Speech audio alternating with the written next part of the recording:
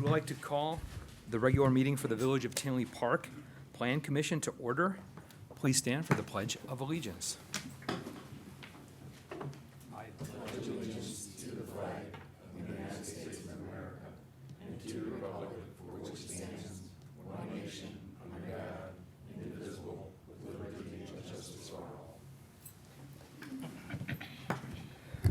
Secretary, please take roll call. Stanton, Here. Engel, Here. Manny, Here. Gatto, Gaskell, Here. Aitchison, Here. Fielder, Here. Vic, Chairman Gray. Here. Staff, are there any communications? Oh, a quorum is present. Staff, is there any communications at this time? No, not at this time. Okay. May I have a motion to approve the minutes of the July 18th, 2019 meeting? So moved. Second. Okay, I got moved by Commissioner Fielder and seconded by Commissioner Manning. All those in favor of approving the July 18th, 2019 minutes, say aye. Aye. Opposed? Okay, motion carried. We'll move on to item 1. The first item on the agenda this evening is a workshop at the request of James Vrew, authorized agent on behalf of Park Oaks Commercial Condominium Association, the owner, for variations in site plan approval related to a 376-square-foot, one-story addition on the existing three-story Park Oaks building located at 17322 Oak Park Avenue. May I have a motion to open the public hearing for this item? So moved. Commissioner Aitchison, do I hear a second? Commissioner Gaskell. At this point, I need to swear in anybody who is going to want to testify for the public hearing, including the petitioners and anyone in the audience. If you can just raise your right hand. You don't have to approach, you can just stay where you are. Raise your right hand and state the following. Do you swear or affirm that the evidence that you are about to give will be the truth, the whole truth, and nothing but the truth? Okay, excellent. I have confirmation of the public notices being completed. Staff, at this time, if you can make your presentation on this item. Yeah, so this is the public hearing for the row addition on the Park Oaks Condominium Association building. We had the workshop last time. In general, they haven't updated the plan, so it's still the same thing that we saw at the workshop meeting. I'll go through kind of each step of this and kind of what we went over last time in general. But the general consensus coming out of that was that this didn't really look to scale in terms of in addition on the three-story building, as well as some concerns about the association ownership on this, as well as some future issues that might go along with that. So I'll kind of walk through each one of these. Each of the open items from the last time are still open items on this, due to the lack of kind of a resubmittal of plans. So here's an overview of the addition that they're looking to put on the building. It's 376 square feet, one-story addition on the existing three-story Park Oaks building. It's the unit that's furthest south on that building. Again, this is the Park Oaks building. It's got commercial on the first floor, residential condo units on the second floor. There's 8 residential units on the second and third floors, and then 4 commercial units on the first floor. Overall, it's about 15,000 square feet. The original ownership of this property was School District 146. They had originally given this to the village to kind of help redevelop the downtown. After an RFP process, the Park Oaks building was picked after kind of the second choice after the first developer walked away. This was kind of the second choice that they had out there, and then the final design for the project that they wanted to propose. The patio area that's This addition's looking to get us developed on, was discussed during kind of some of those original approvals in 2001. It was kind of to help encourage outdoor dining in that building, whether it was the unit that's further south or one of the other units in the building could use it. It was also discussed that this would help kind of offset the addition, or the building from the neighboring building to the south, which is Wyman's Framing, and then to help kind of avoid the development of an alleyway in between those two buildings. This patio area, and I can get into the ownership in a little bit, but it's considered a limited common element, which is a common element owned by the association, but that has specific rights to a certain unit in the building. Those rights can be kind of transferred in whole or in part to other units in the building. So the patio area as it sits could be sold to one of the other unit owners in the building, could be used by them. So this is still proposed to be that limited common element where they're constructing this addition. So the existing units in this are Bro Eye Care, who's the petitioner before you today, Apothecary Pharmacy, the Tinley Park Chamber of Commerce, and then Tinley Park Chiropractic Wellness.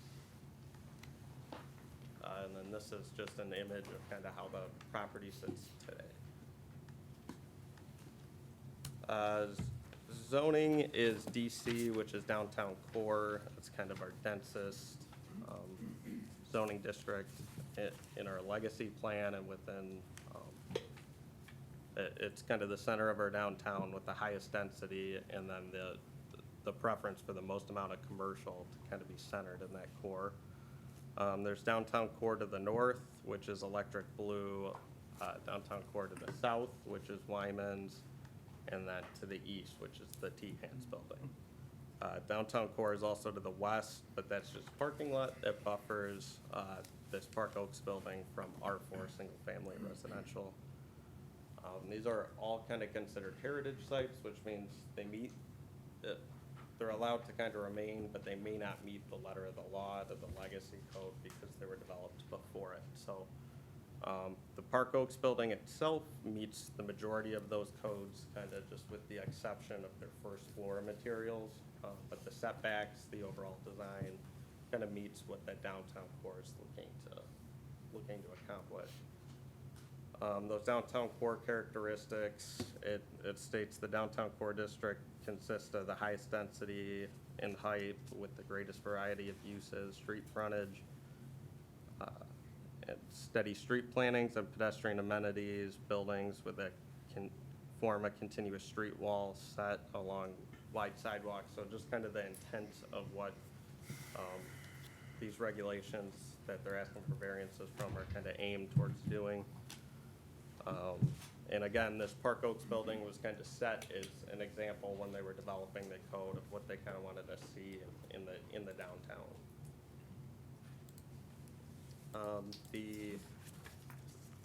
The zoning allows for kind of varying height allowances. There's a 3-story minimum height requirement to kind of help promote that density in the downtown, help promote commercial on the first floor that can be successful, residential above. There's again, 3-story minimum, and then there's building additions are basically have to meet those current code requirements. So if someone's doing a building addition, it would need to meet the current building code requirements. And they're required to kind of meet that 3-story minimum again. There's also a 50-foot commercial depth requirement for commercial spaces. That's just to kind of help promote the type of commercial we're looking for in the downtown. So spaces that are at 50 feet deep can at least accommodate a variety of uses like retail, restaurants. But anything less than that, if you get a little bit shorter, it's hard to get some of those uses you want to see in a downtown. And a lot of them will end up being a little bit more service oriented if they're less than 50 feet in depth. The proposal again is on that patio area to the south of the building. The picture that's on the screen, it's currently a patio area, And then here's the proposal altogether with that Park Oaks building, with the one-story addition on the south side. So the proposal is 376 square feet, a one-story addition, again, 23 and a half feet by about 16 feet in size on that existing patio area. For this, there's 5 variances that are required. I won't read them all off, but one is for the one-story addition, where a 3-story building's required. So the 3-story minimum height requirement for any addition or new buildings as well. That's kind of the minimum. The second variance is for the commercial square footage depth that, again, is required to be 50 feet in depth. The proposal is for 23 and a half foot depth space there. Then the other variations are kind of more associated with the first floor being carried over, kind of eliminates their ability to meet some of the material requirements in terms of the masonry requirements, as well as the window sizes, things like that. Because they're proposing to kind of carry that first floor architecture over, and the building's only 1 story, it's hard for them to meet those requirements. So if they were building a 3-story building, it'd be a little bit easier to meet the masonry and material requirements for those.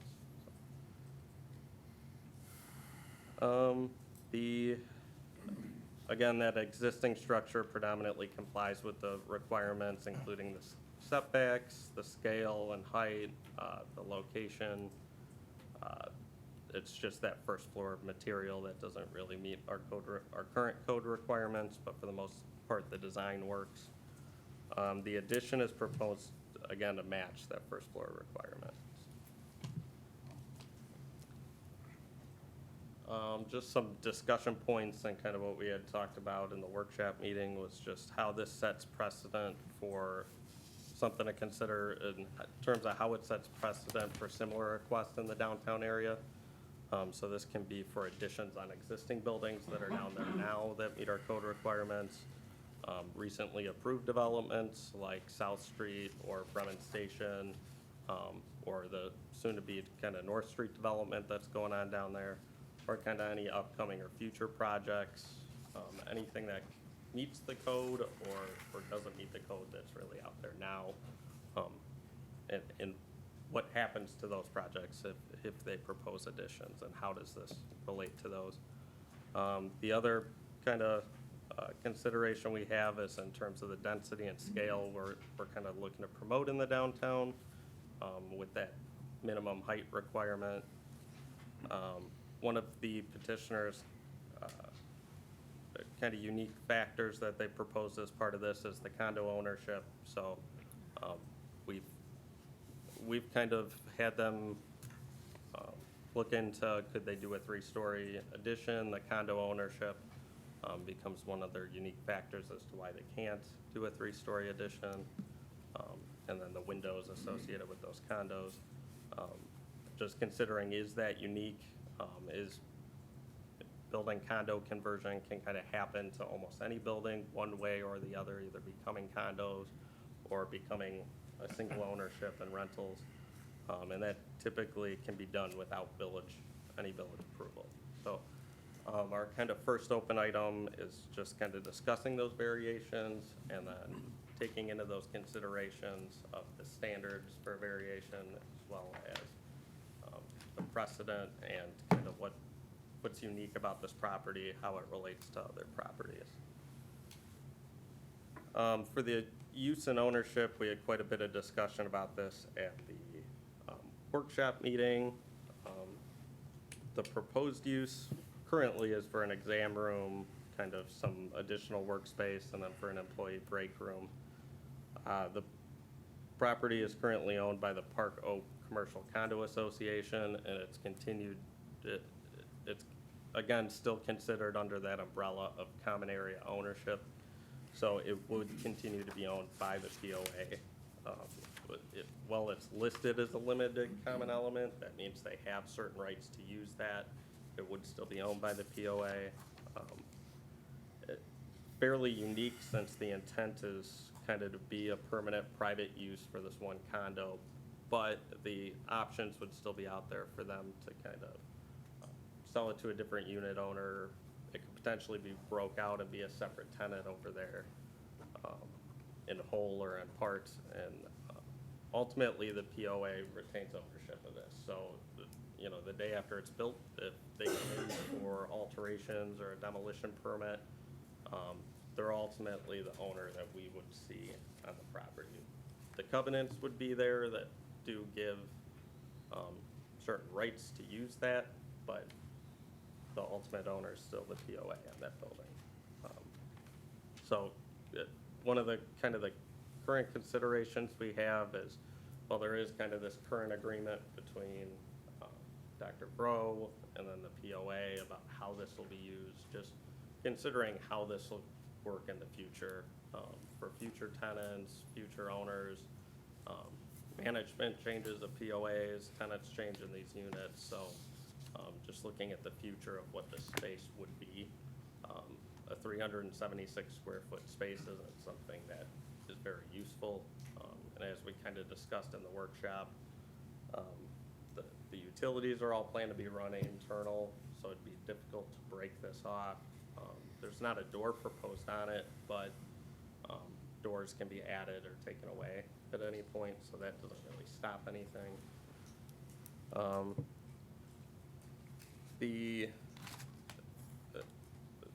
So the concern at the end of the day is that, you know, could this be vacant for an extended period of time? If the POA owns it and they don't get along with the current tenant there, who has the ultimate responsibility for maintenance, utility costs, taxes? Again, this will be built on common area property, so that can also mean a reassessment of all of the common property as a commercial use. So this could raise taxes on the full pin, the entire tax pin for the association that's currently assessed at a pretty low rate as a condo association, and could it now be assessed as a commercial rate that everyone has to kind of pay a portion of, so.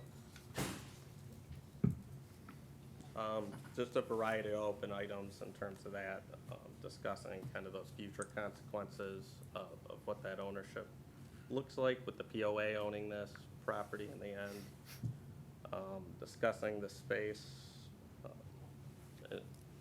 in terms of the limited common element. Discussing the ability for this and how it would be used in the future as a 376 square foot space. And then also discussing kind of staff's recommendation that potentially this be actually broken off, sold, and combined in terms of the pin and the lot, the condo lot, and then removed as a limited common element. So that's been kind of staff's recommendation to this point, is you can actually break this off, sell it as a separate lot, combine it, so that way you don't kind of have this odd ownership issue. And then kind of the last consideration just being that this was looking at what that space was originally approved for. So it was kind of originally approved to be an outdoor patio for outdoor dining, approved to kind of prevent an alleyway from being produced between Wyman's and this building. And how does this proposal kind of work with that? In terms of landscaping on the site, it's pretty limited on the Park Oak site in general. Most of the landscaping that's on that Park Oak site is right around this patio area where they're looking to develop the addition. There was no landscape plan submitted. We didn't get a resubmittal of one either. So we kind of have an outstanding item there in terms of, we don't really know what they're proposing to take down or replace. Likely, most of that's going to require removal though with the building addition. So we don't really know what's planned to go back in there at this point. The parkway tree out in front is going to require removal. It's already had some issues in terms of conflicting with the buildings that are out there. So it's had to be trimmed back quite a bit. The addition's also likely to cut into the root zone pretty significantly, so we think that tree's probably gonna die in the end. So that'll require removal.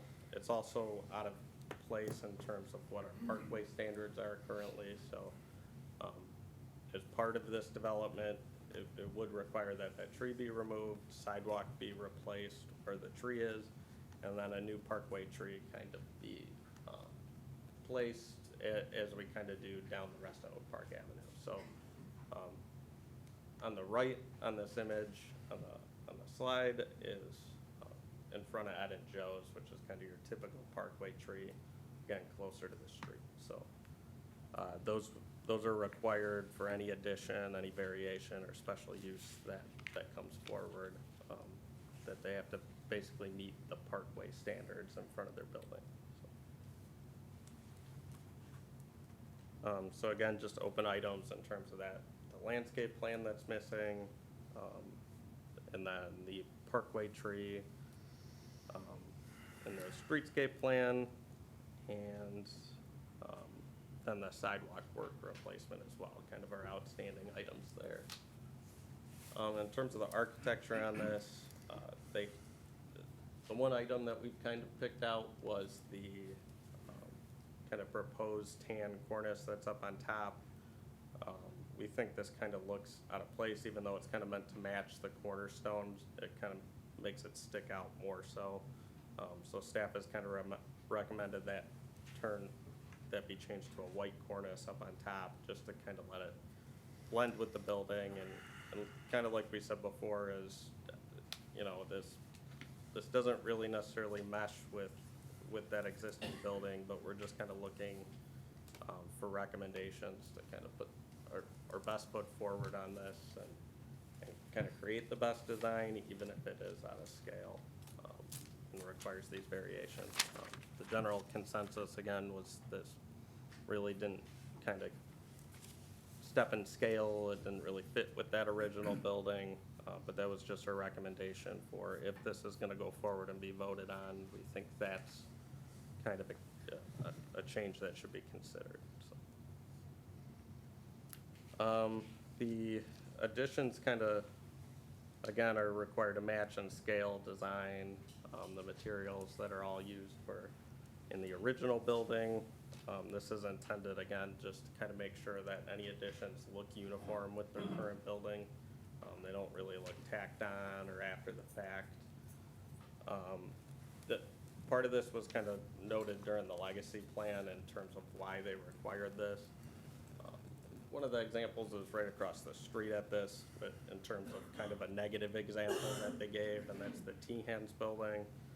The original building, really old, kind of looks historic, but then there's two kind of annexes, additions that were added on that kind of stick out, that don't really blend in with that original building.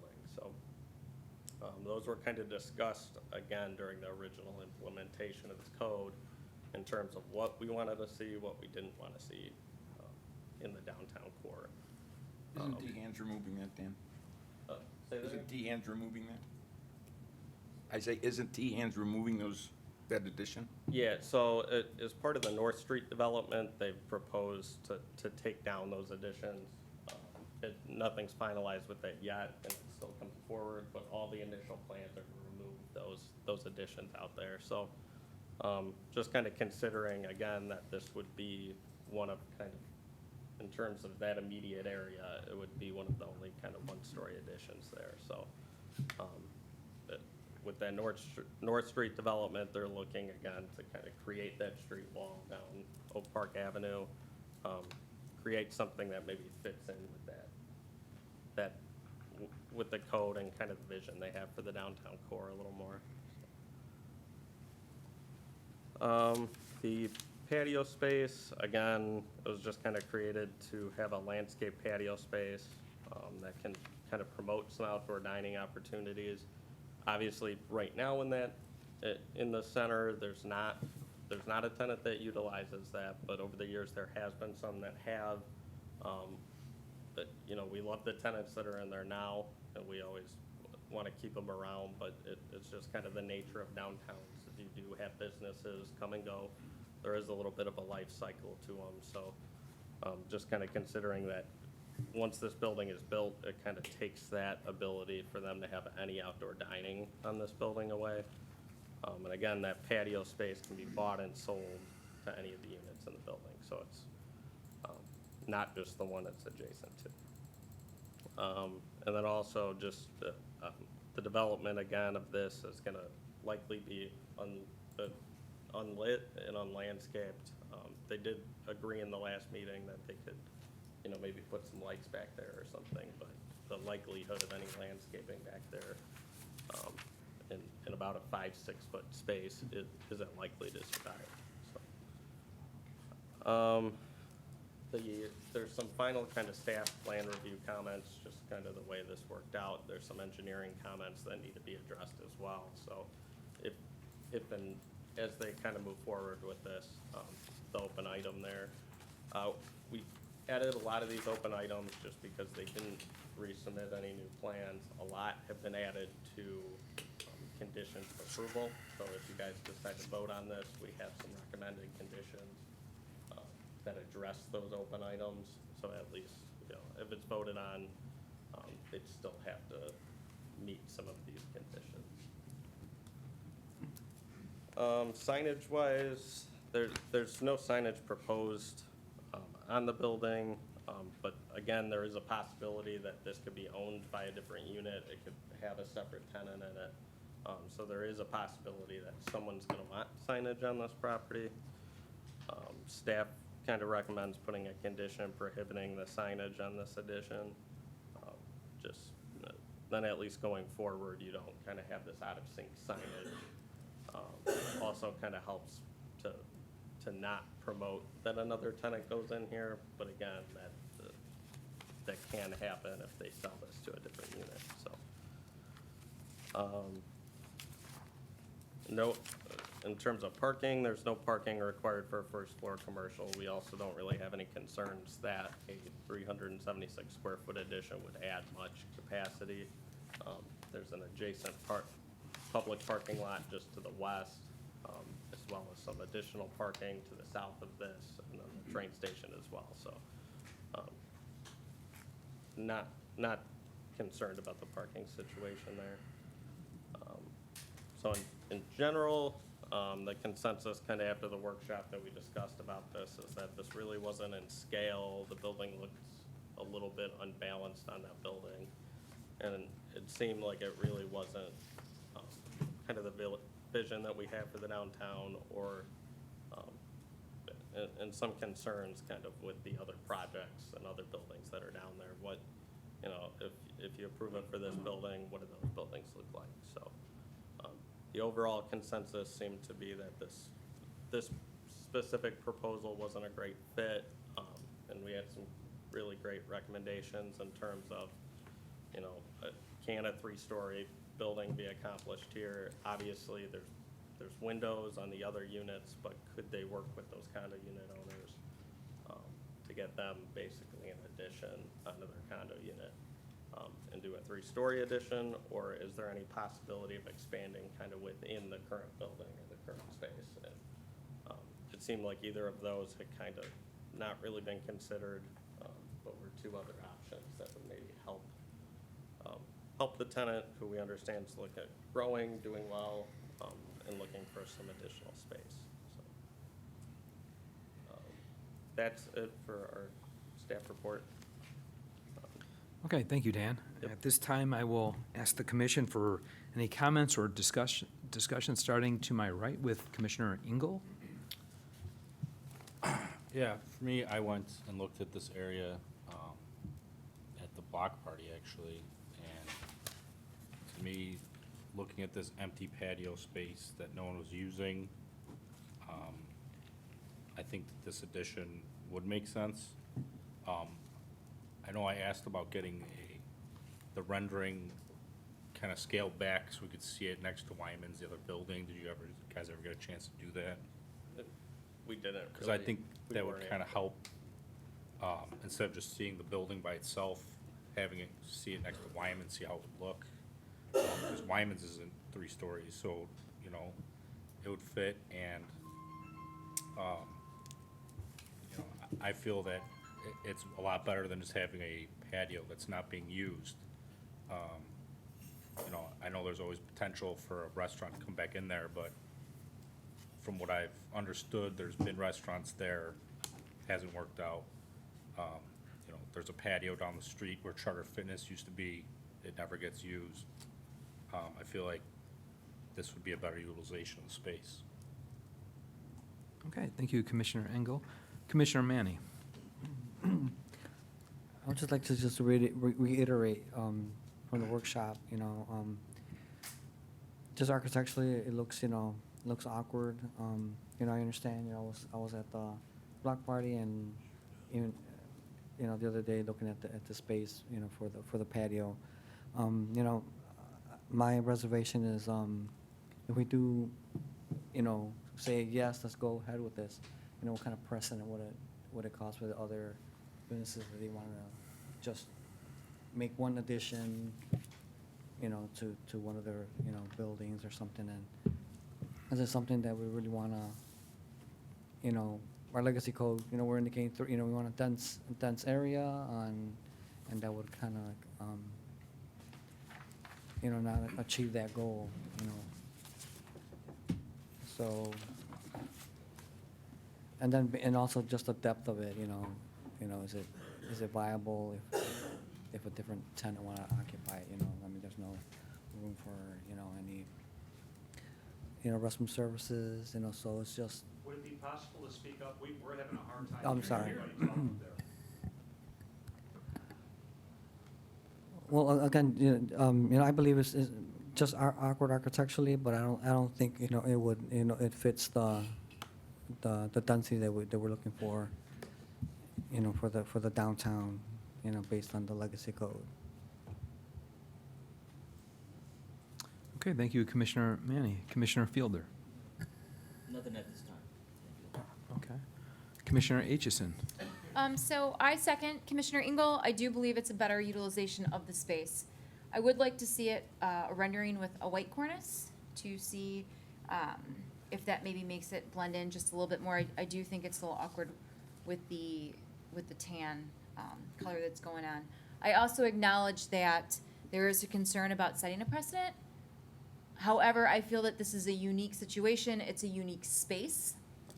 And it's a unique request. I don't know that area, given the width, is big enough to actually add on condos or apartments or anything of that nature with a decent livable space, especially when you are talking about the developments that are being done down the street and the sizes of those units.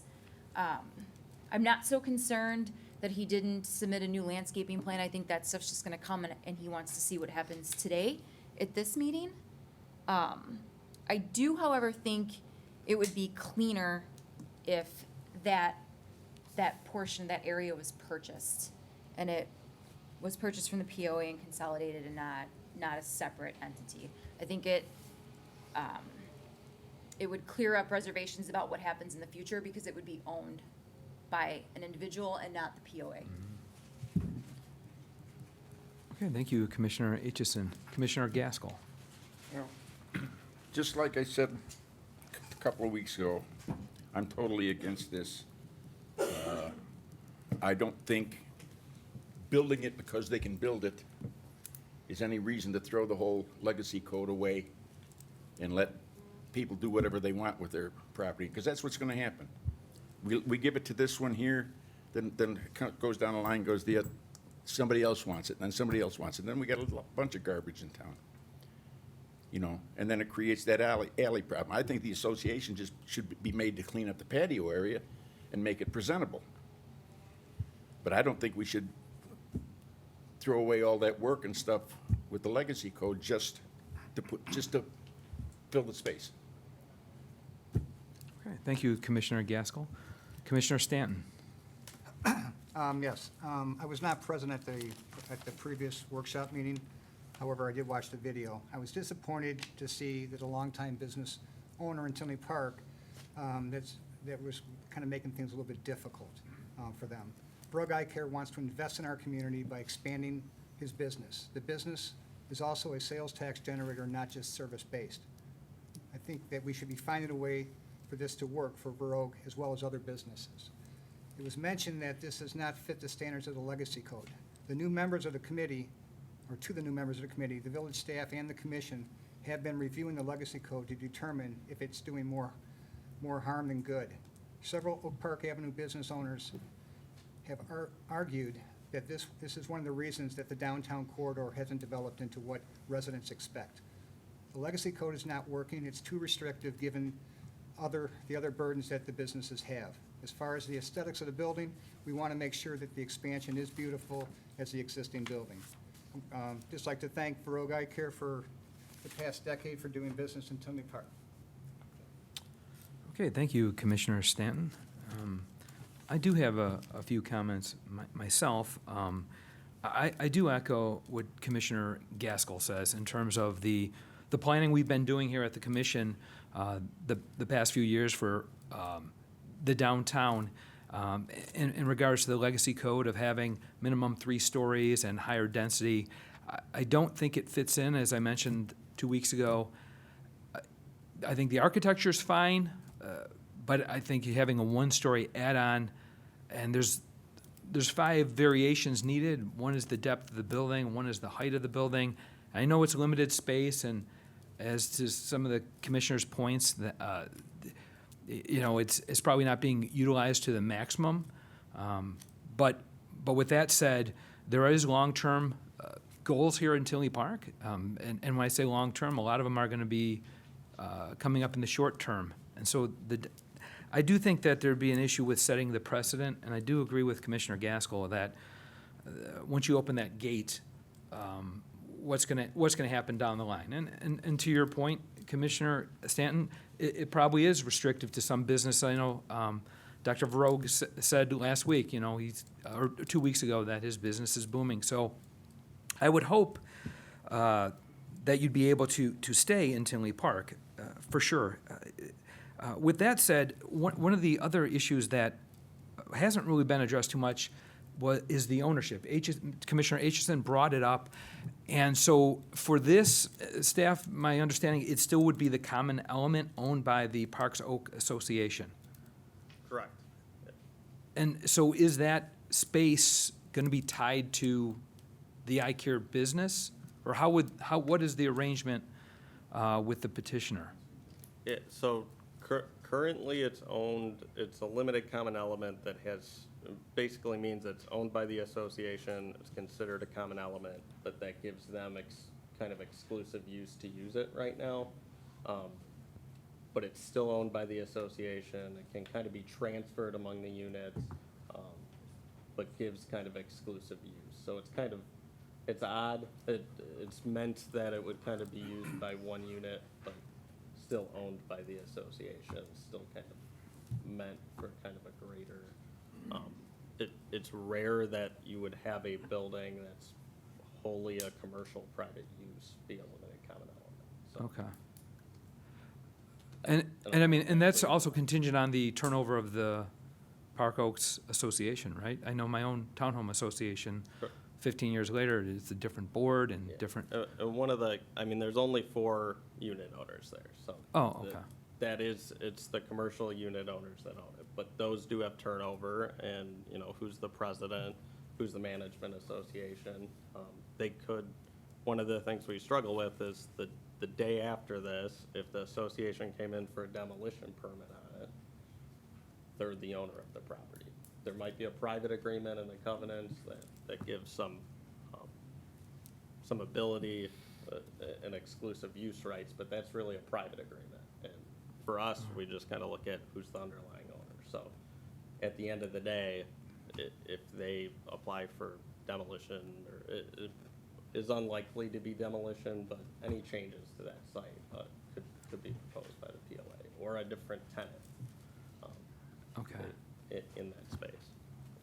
So it's possible that the owners association could want a different use for that, pending something down the line. So it's not set in stone per se. I don't know what the agreement the petitioner has with the association on that per se, but I will throw that out to the commissioners. Is there any concern among the commissioners about the ownership in terms of it being a common element?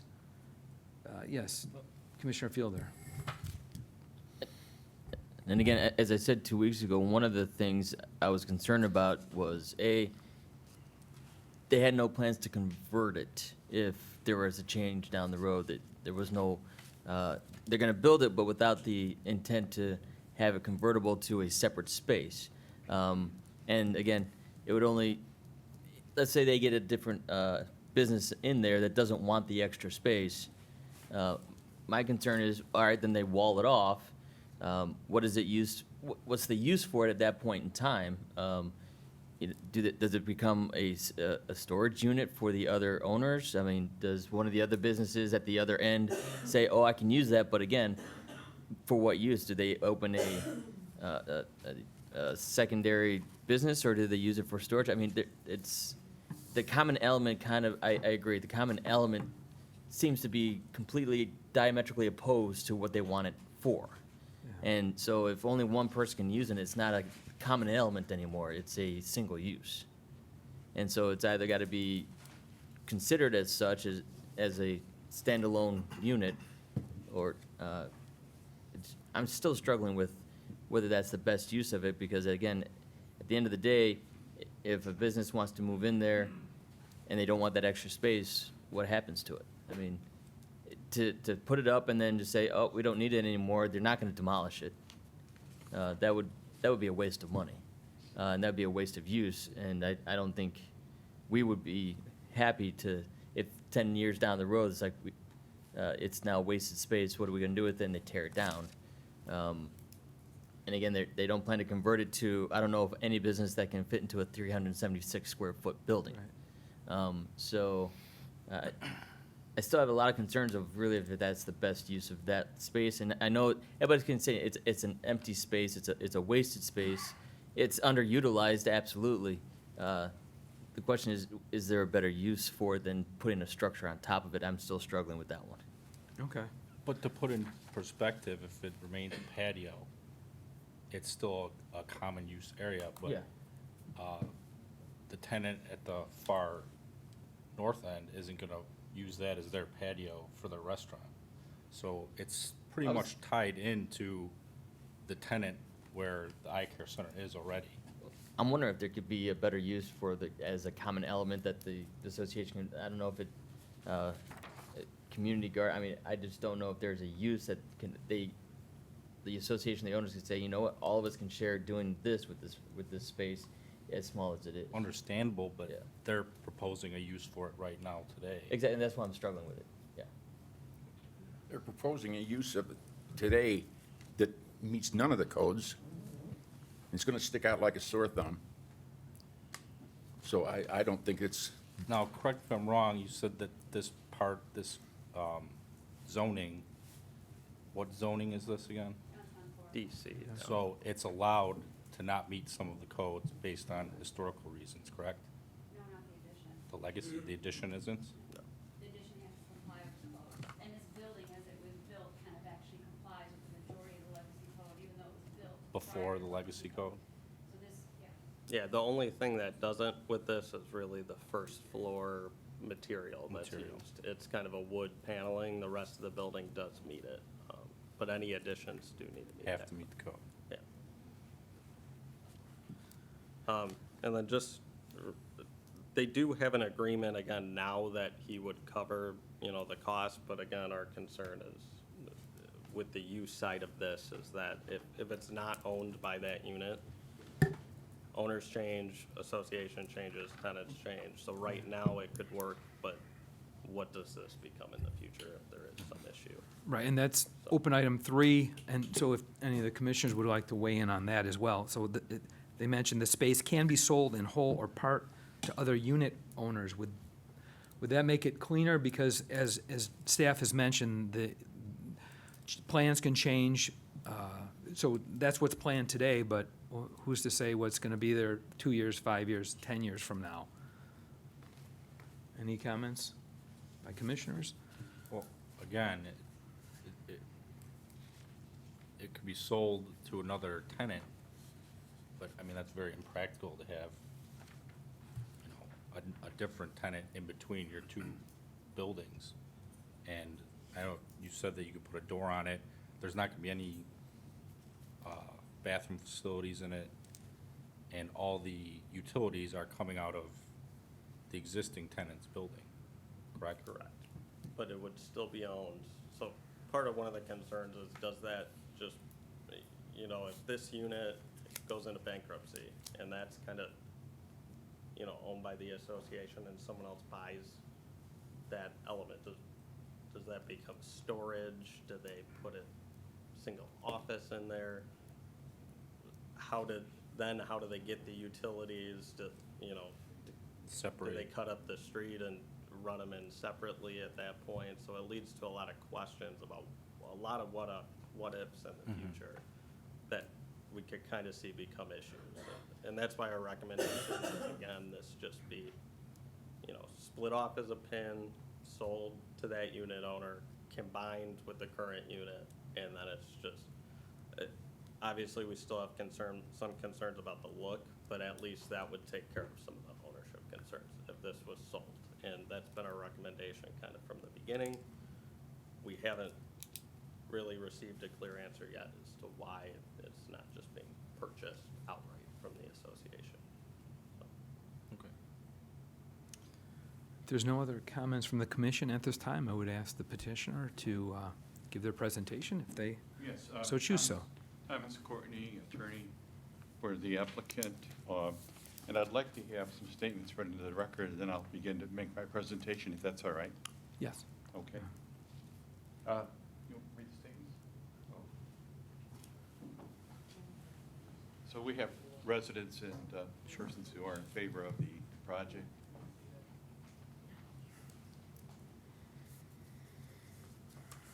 Hi, I am here reading a letter that we received from Teresa Nolan. The chamber is also housed. Can you give your name? Oh, I'm sorry, Lisa Lefevre. So she couldn't be here today, so I have a letter that she wrote. Says, "To whom it may concern, this letter is to recognize the impact that Rowe Family Eye Care has had on the village of Tinley Park. We have been a longstanding business in the downtown area and are well-known throughout the community. Many of their clients live in and around the Tinley Park area, including some that live in the building and some that are chamber members.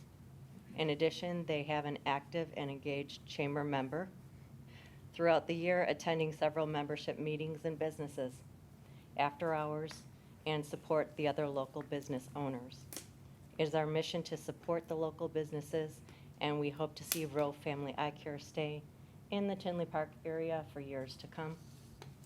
I also received an email today from Brian Carlson, who owns a unit in the building that we're talking about. And he said, "Hi, my name is Brian Carlson, the owner of Unit 3SE at 17318 Oak Park Avenue. I'm writing to voice my approval for the expansion of Rosen Eye Care at this building. Their existing facility needs the extra room for business to continue their excellence, what they do every day. Rosen Eye Care is the anchor to this location, and it's my hope that the Village of Tinley Park approves this plan." Yeah, so we're one and the same. So, yeah, Doc, we're just doing business with the Rowe Family Eye Care, but yes, it is owned by Rosen. Thank you, Lisa. Thomas Courtney again. When I filed the application, I saw this as a simple building addition to a condominium building. And I think this is going a lot of directions that really I can clarify. But it is an addition to an existing building, and that was constructed in 2001, almost 10 years before your legacy code. Your legacy code in 289 says new construction.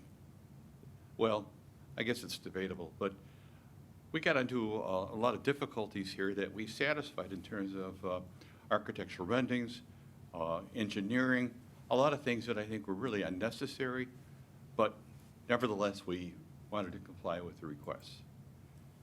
But, you know, when I look at item 3, I see there's a lot of confusion because it's complicated with regard to how you use this area that's assigned to an owner. And, you know, I've done this before. I've done this actually where we've taken units and we've merged them. We've even included hallways.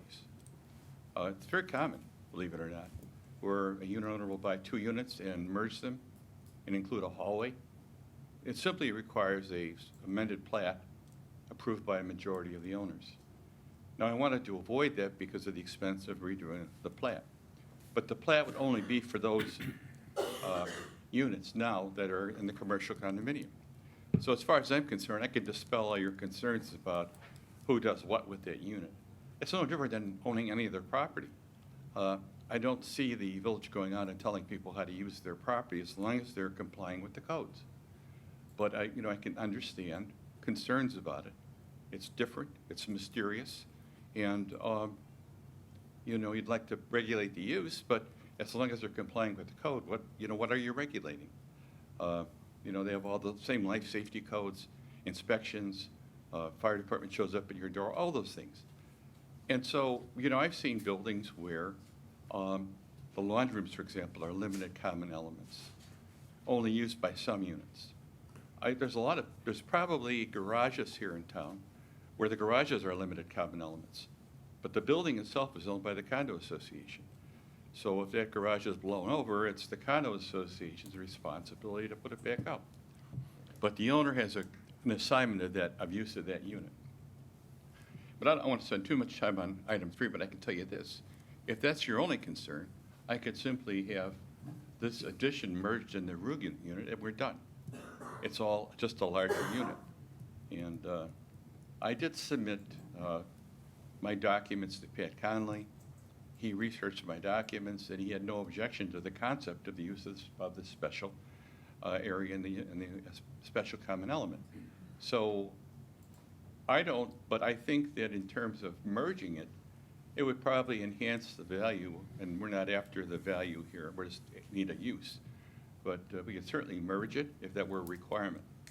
But when you look at the fact that this building was constructed before the legacy code, and the 3 stories was thrown in as the PUD because there was a vision for taller buildings in the downtown area.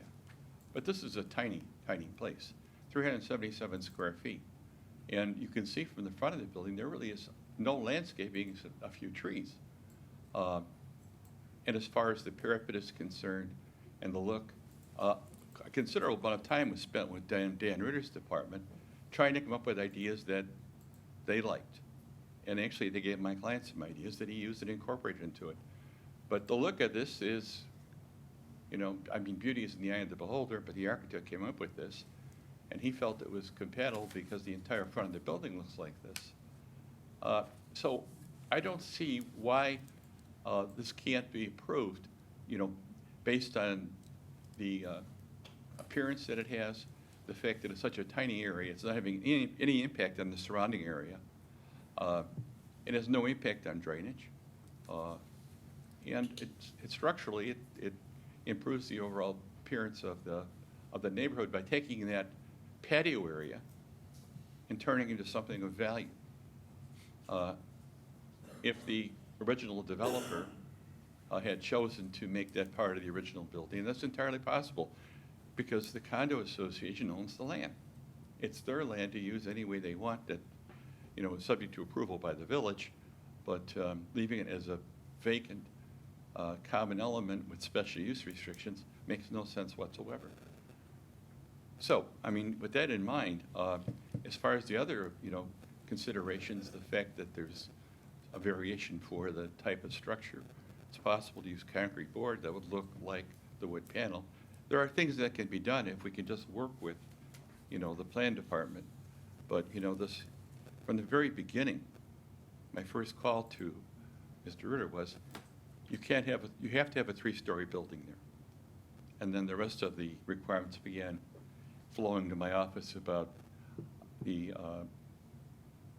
they actually wanted an as-built survey, which was unusual, but that was away. But there were a lot of other requirements that would have been extremely expensive, that would have really increased the cost of this. And I believe my client has already spent maybe $10,000 getting to this point.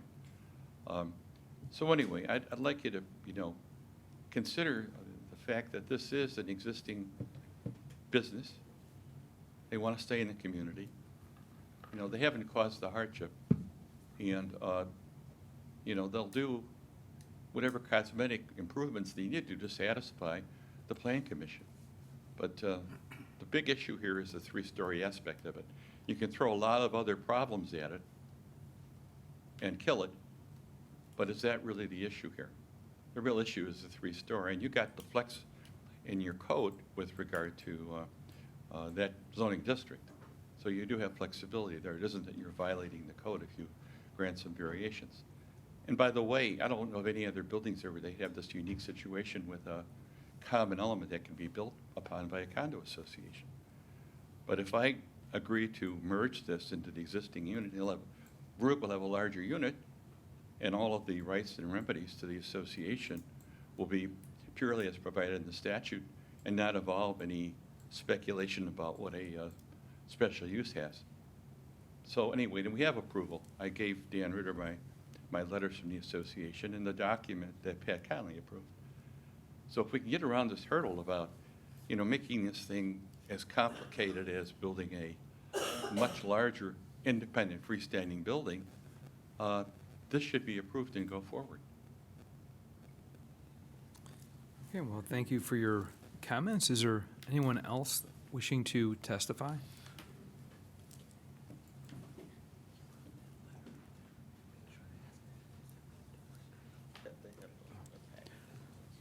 Sure. Mr. Courtney, if you can, you brought up a letter to staff, Mr. Courtney. Those are the same things that were in your packet. Okay, fair enough, Application fair enough. approval. Okay. I'll say those were, Patrick looked at those in terms of ownership, but didn't really review them in terms of, was it a good idea or what were the issues? It was just in terms of, did they have the right to pursue this application? Because prior to those being approved, they didn't really have the legal right to go forward with the variations. Okay. If you guys can state your name and. Okay, my name is Kathy Wyman. This is my husband, Dan Bulow. We own the building right next door to where this is all taking place. Where do I start? My family has had a business here for 54 years. Been very happy in Tinley Park. I've owned it for 46 years. Was not very happy with the condo when it went in originally because it was a three-story structure and was concerned about it. Everything has worked out quite well. I want to see more of that on the street. I do realize now that we do need housing above our commercial because the more people that we have in the downtown area, the more that are going to shop. That space next door to me is an eyesore. Nobody's sure whose it is and what it is. As far as the landscaping that's on there, we take care of it because nobody in the building, the building thinks it's the village says that it's the building. The same with the sidewalk on the side of my building. I'm the only one that maintains it. Because people think that it's the village's. And the village said that it's ours, our common area in between. So there's kind of confusion with everything. The tree is hitting our building. It's way, way, way too close, and that can be rendered. My main thing is that I have seen so many businesses come and go in the downtown area and in Tinley Park. I'm not necessarily with some of the choices that have been made. I understand that plans change, And originally, I thought that the downtown area was going to be like my building, like Tian's, like Ed and Joe's, and then the structure was put in next door to me. And I said, wait a second, that wasn't what the village had discussed with the downtown area, with keeping it very historical, but it's worked out fine. I do not want to see a business leave Tinley Park. I think there's way too many vacancies on Oak Park Avenue. The one thing I am glad about Oak Park Avenue is these structures are being taken down, and that it's a grassy area. That's a much better concept than just leaving these old structures there. So I'm very happy that the village has done that.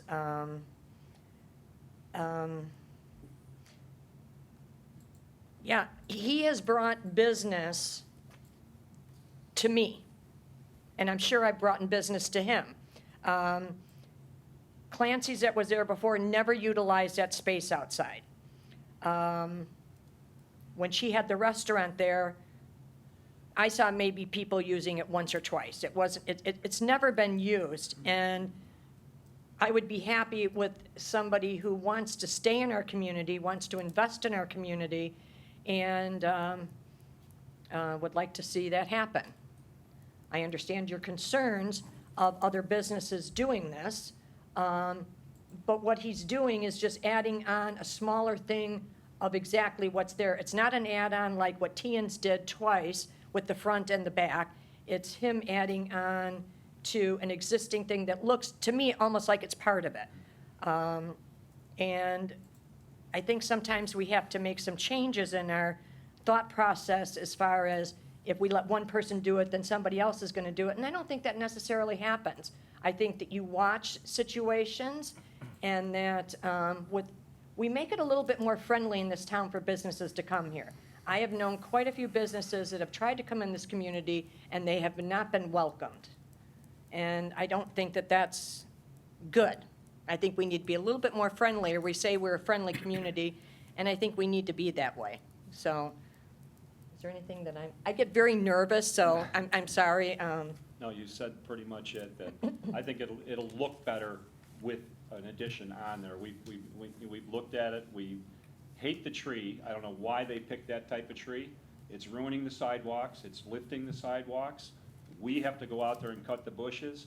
I had a phone call from one of the people that live in the condo. They said, we don't own this, the village owns this. Because we were talking, we're coming up here to this meeting tonight, they said, the village owns that, we don't even take care of it. We can't get landscapers to do anything because we don't own it.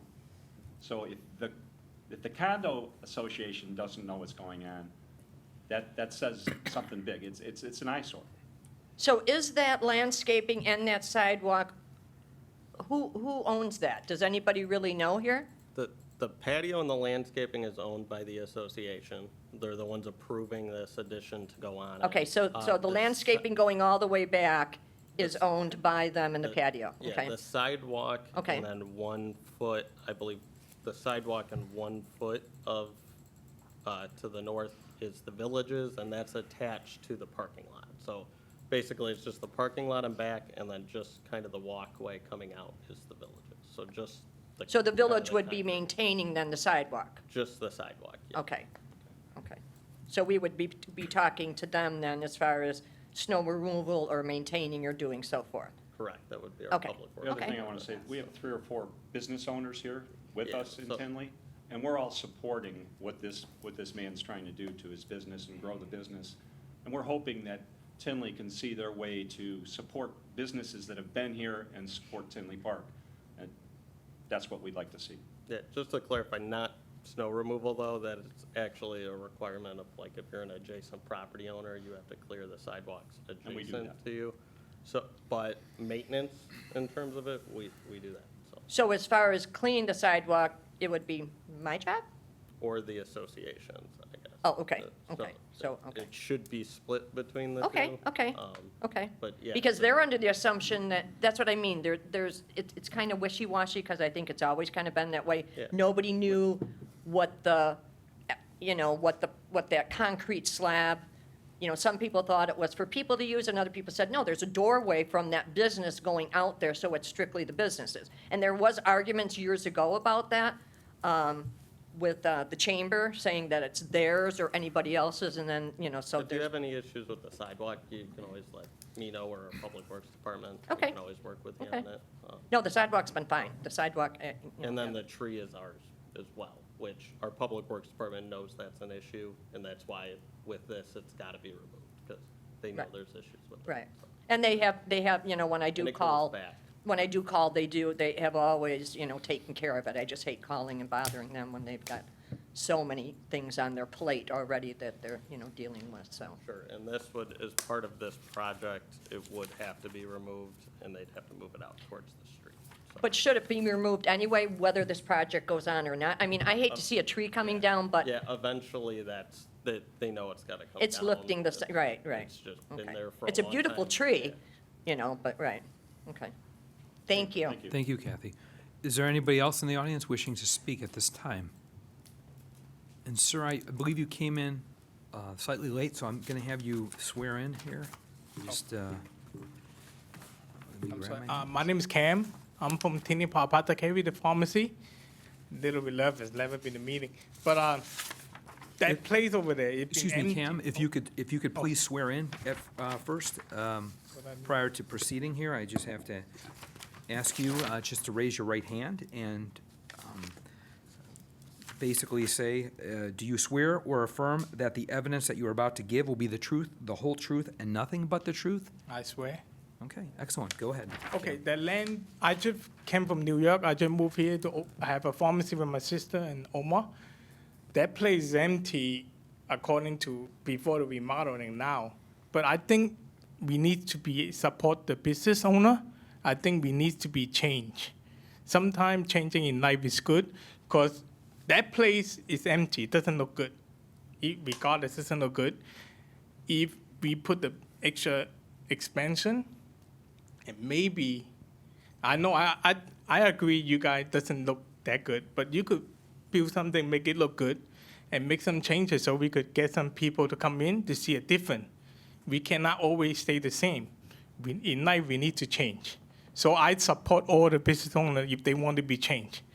It makes sense because if you leave it like that, nothing going to be happening. It's going to be empty land.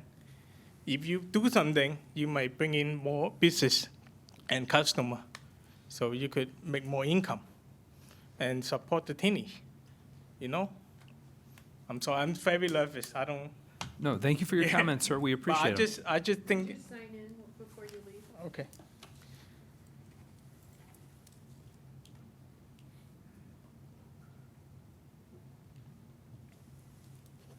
So I was just thinking changing is good. It's always good. At least, we have a plan for future. If something change, we work with the plan. If nothing change, it stay the same. So that's how I see it. So, okay, thank you. Okay, thank you. Is there anybody else wishing to speak at this time? No. And I can wrap up my presentation. Sure.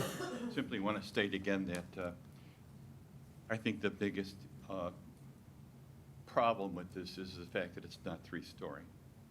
However, in terms of the construction, the condo association, how it's going to be administered and so on, I respect your comments, but I don't see that really as a problem or a worry for the village.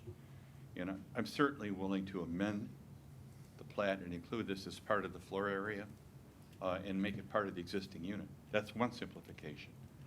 But in terms of the exterior look, I know Dr. Rook has worked closely with Dan, and he's very flexible on this. He's had several revisions from his architect.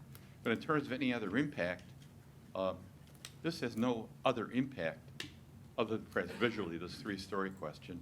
And as I said before, this building, the existing building, was constructed under a PUD. And the idea of a three-story building was part of that. And I don't see that it was etched in stone at that time. The developer agreed to do 3 stories. And he very easily could have added another building structure where the patio is right now, but didn't for some reason, probably because it's too small. So I'm hoping you'll consider my comments and recommend approval of this new project. Thank you. I just want to correct your statement. This was not a plan unit development. Pardon? This was not developed under a plan unit development. That was not? No, it was not. It was- Special use? It was under the H1 zoning district at the time. Okay, I stand corrected. I did read in the minutes of it. Not a PUD. Oh, okay, yeah, I did read in the minutes that I have here that it was a special use, but not a PUD. Too small. 10 acres, I think. You know. But I think that, and I know that they consulted with, is it Heritage Commission or Historic Commission? Historic Commission and the Main Street. And they waited, you know, they didn't really get involved. They looked at it, but had really no adverse remarks about this building. And I don't think they said anything about the legacy code 10 years earlier. I mean, that developed in 2011. It might have been considered for a long time. But what we have here is not going to have anything adverse, and it's certainly not going to be precedent for people coming in and wanting to add on to buildings. It is what it is, and as I said, I would agree to amend the plat and make this part of the existing unit. And then there's no concerns about restricted common element. Thank you. Okay, thank you, Mr. Courtney. Are there any other comments from the audience at this time? Seeing none, I'm going to come back to our commissioners for additional comments. I'll start with Commissioner Stanton on the end. Well, actually, given the fact of what's been discussed and a lot of great points have been brought up, I'd like to put a request in for a motion to extend this hearing to the next planning commission meeting. Okay, I have a motion. Okay, I have a motion made by Commissioner Stanton, seconded by Commissioner Engel. So let's go, yeah, please do a roll call.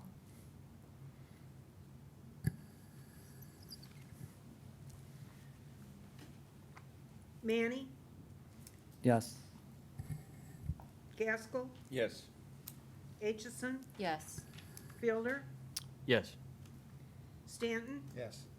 Engel, Yes. Chairman Gray. Yes. Okay, motion approved. Just from our perspective, it'd help if we kind of knew what you'd be looking for at the next meeting, I think. If you guys have some specific corrections or revisions you want them, or other options you want to have them to consider between this meeting and when, if it's continued to the next meeting. Okay, So why it's, sure, I will,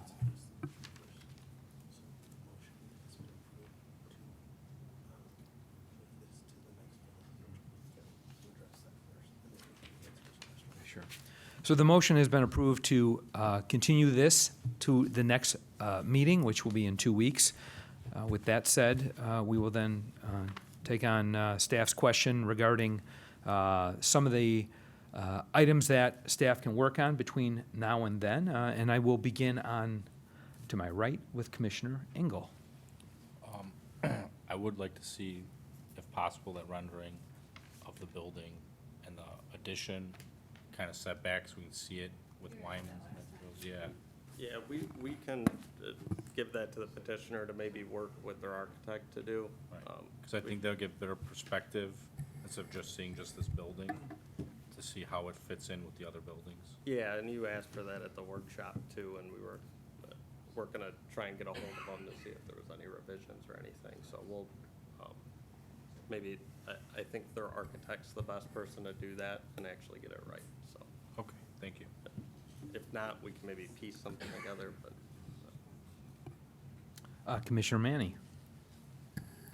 One comment on the design. I think, for me at least, with the architectural perspective, if we could have the proposed addition maybe set back similar to the business that's to the right of the eye care. This way it doesn't seem so, totally, to the front. And I think to me it will look better, not, I think it'll look aesthetically pleasing, even though if it's at that one-story level. Okay. Commissioner Fielder. Two things. Is there a definition with, whether the association has or the village of what uses for limited common element in such an instance is what those uses are, would be kind of, I don't know if it's broad or if it's narrow, because if this seems like it's taken away a limited common use, I'd just like to kind of figure out what that might encompass, but also, how many buildings in Tinley Park, if we approve this type of variance, how many other buildings could be affected? Not necessarily, because again, this is very unique in the fact that the ownership structure is unique, but if we do this, the ownership structure may not matter. It could be just any other building, so how many other buildings could this impact? I don't think we got an answer to that one. So you're yet. talking about like which ones have condo ownership? What, or- no. Any building that fits this criteria to where they could have an addition put on. So it's like, the charter fit of the street, you have the charter fitness building. Could they do it? Yeah, well, and that's part of the, But I'm saying, it's like 183rd where the condos are there. Could they ask for the same thing? I want to know how many similar buildings this could impact, because again, I don't think, unless we limit it by the type of ownership, I mean, we need to be very careful if we go forward of being very clear of how special of its circumstances is, and it won't impact a greater number of buildings that we don't intend it to. and I'll clarify that for the next meeting. I'll say it's just, it could be any building that has any extra space on their lot, which is the old Cardinal Fitness building that we have a tenant moving into there. They have a patio area, I believe the Pass building that's out there too, that one also has like common elements, so, yeah, the Junction, yeah, so I think it's basically every building in the downtown core. So that's, But we can maybe come up with, here's some of these other buildings that are similar to this. yeah, I mean, if this could impact, 20 or more buildings, I'd like to know what we go up against. Sure. Is one that meets the code currently, it'd be, again, every building in the downtown core that has extra space, so. But we can maybe kind of come up with some, specific examples of And sites go- that have the same situation.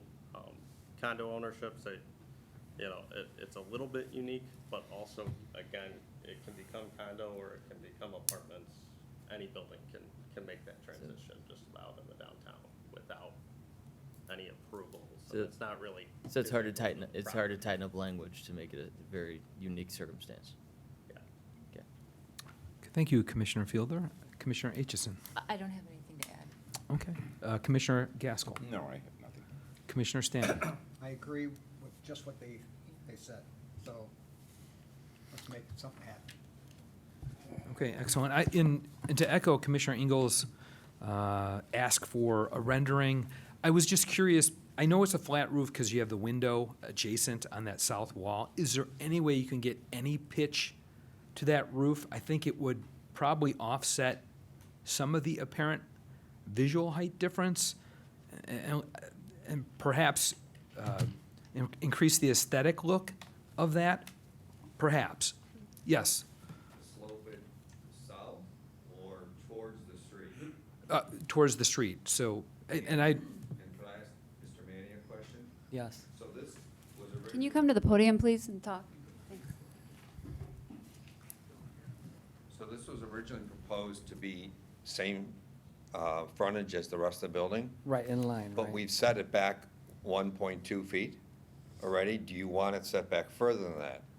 Well, at least based on the plans, I think I saw the dimension was like 5.5 inches. Because like based on the plan, it's kind of, No, it's 1.23 feet, I think.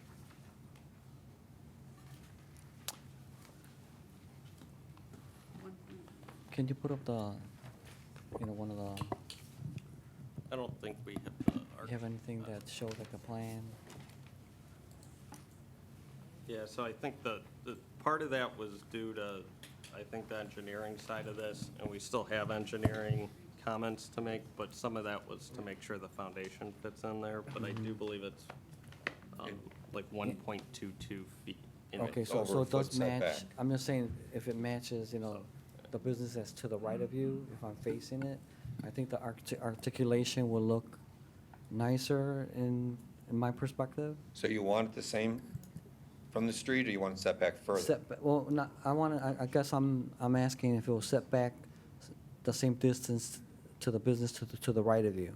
And then, the buildings are articulating the same, and then this proposed addition would be set back, not really towards the front, which, again, to me, looks kind of awkward, but it's like a little nub that's kind of like, jetting out, but if it was set back To the right of me or to the left of me? To Wyman's? to the business, no, not the Wyman's, the business that's to the right of you if I'm looking at your storefront. Right, the business to the right. It's set back So that one's 1.2 set back, feet. so if your proposed addition, that was set back to align with that face? Those look like they're like there's little step-ins to the storefront. Is that what you're talking about? Like those, there's two parts of that step in. It kind of staggers the building back and forth. Oh, Those other are units in the building? Yeah, like the second and the third unit, so the apothecary and those. So to carry that setback? Those are step back. It Okay. looks like 2.1 feet according to the grading. Right, so I'm saying if it just Okay. aligns with that, to me, I think it would look better, Okay. aesthetically. Okay. Because this is setback, it's not, at, in line with your Right. current business, so I think it's more appealing. So if we could slope the roof and set it back another foot, Be be more in favor of that? Yeah, a roof, or it could be flat, I think one of your fellow business owners mentioned it does look off. I think if you have a sloping roof similar to what's shown on the rest of the building, albeit, if you have windows there and you can't do that, then it's not an option. However, if you could work with staff. We could try. Sure, work with staff and I guess consult your architect to see if there's a potential for that. Another thing I would like to address to staff is, the petitioner his lawyer mentioned that he did not agree with the term for new construction, so please research if that's true. I can copy it in there. There is a separate section that says building addition. It Okay. covers building addition, and it basically says they need to meet those same requirements. So we can include that code reference in that section for you. It said what, Dan? There's a separate code section that basically says building addition, like new building construction needs to meet the same zoning requirements and then the same material requirements as a new building. Okay. So, but it's kind of in a separate little section. Okay, no problem. With that, if there's no further questions or discussion, may I have a motion to close the public hearing? So moved. Second. Oh, I'm sorry, we already decided to table this for next meeting, so we are just going to move to the next item, which is item 2, I'm sorry, we're gonna move to item 5 at this time, which is the 5th item on the agenda this evening is a workshop to discuss a text amendment to incorporate a Racino entertainment complex use in the zoning code. Staff, please make your presentation. Sorry, get to it.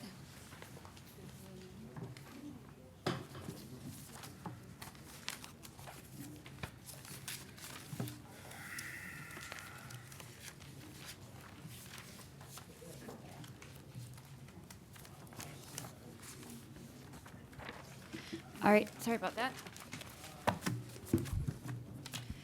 All right, we're here today as a workshop to talk about a future text amendment to our zoning code that would consider a Racino entertainment complex as a permitted use. The state of Illinois passed a new gaming bill recently that will support and enhance the Illinois horse racing industry, and that bill is providing for an opportunity for one new suburban racetrack and combined casino called a Racino to be located in either Bloom, Bremen, Calumet, Orland, Rich, Thornton, or Worth Township. The mayor and the village board have expressed an interest in entertaining the possibility of the creation of a new entertainment district, which will incorporate a Racino. As part of the gaming application process, the village is looking to provide an opportunity to demonstrate that a racetrack and a casino is a permitted use within our zoning code. Therefore, staff is examining our code and suggesting some modifications that would regulate Racino entertainment complex and create a definition. And we're looking at potentially adding this to the Office and Restricted Industrial District, ORI, as a permitted use. The horse racing has been part of our community or Illinois' history since around the 1830s. The most well-known racetrack is the Arlington Racetrack, which I believe was the last license approved in the 1940s. But there have been several other: Balmoral, Hawthorne Racecourse and Suburban Downs, Fairmount Park, and Maywood Park. All of these horse racetrack industries consist of on-track betting, off-track, and other gaming activities and services. Staff is suggesting a definition to further articulate what it is meant by a Racino entertainment complex.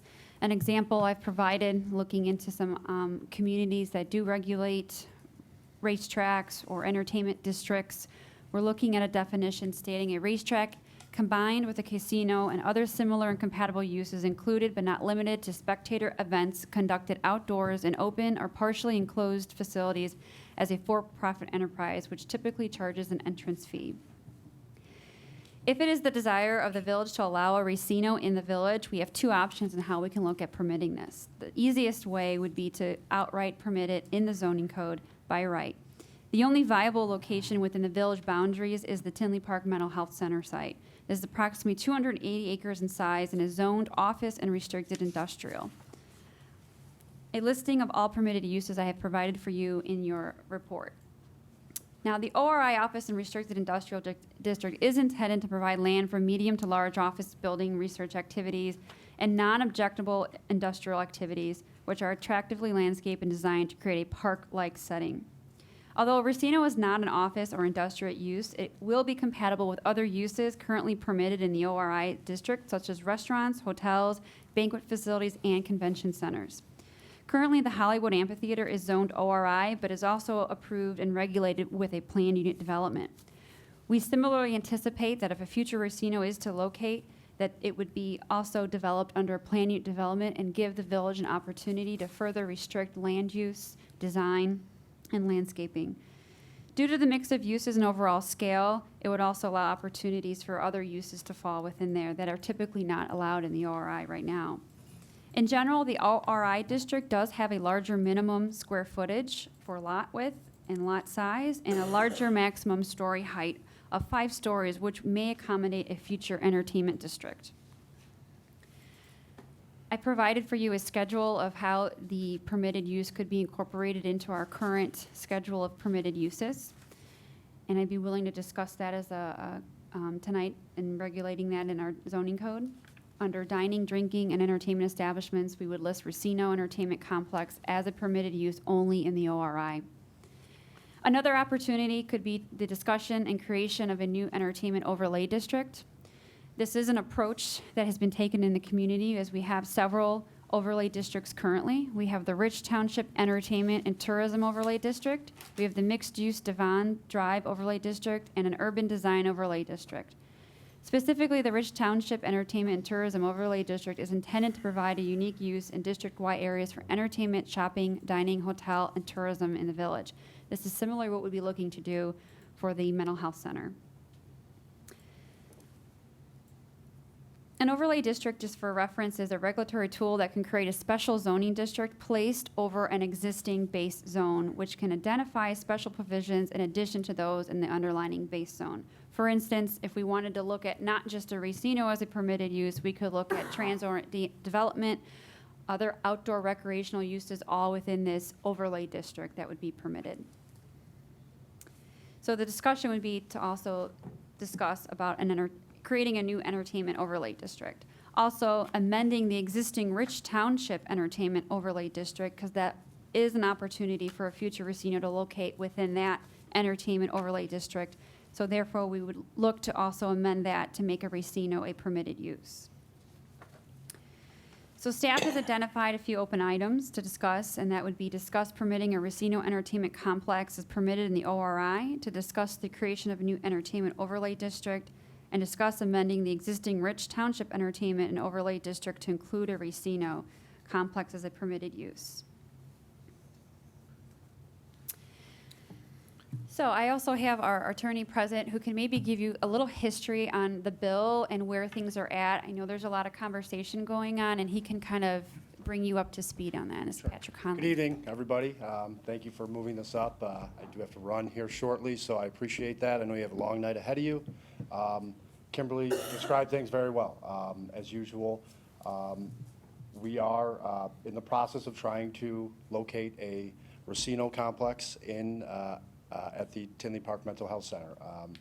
As a matter of fact, yesterday we filed, or we didn't, but in conjunction with us, our developer and racing team out of Hawthorne Racecourse, Suburban Downs, did in fact file the first domino and many dominoes to come, but the first one was at the Illinois Racing Board. We filed a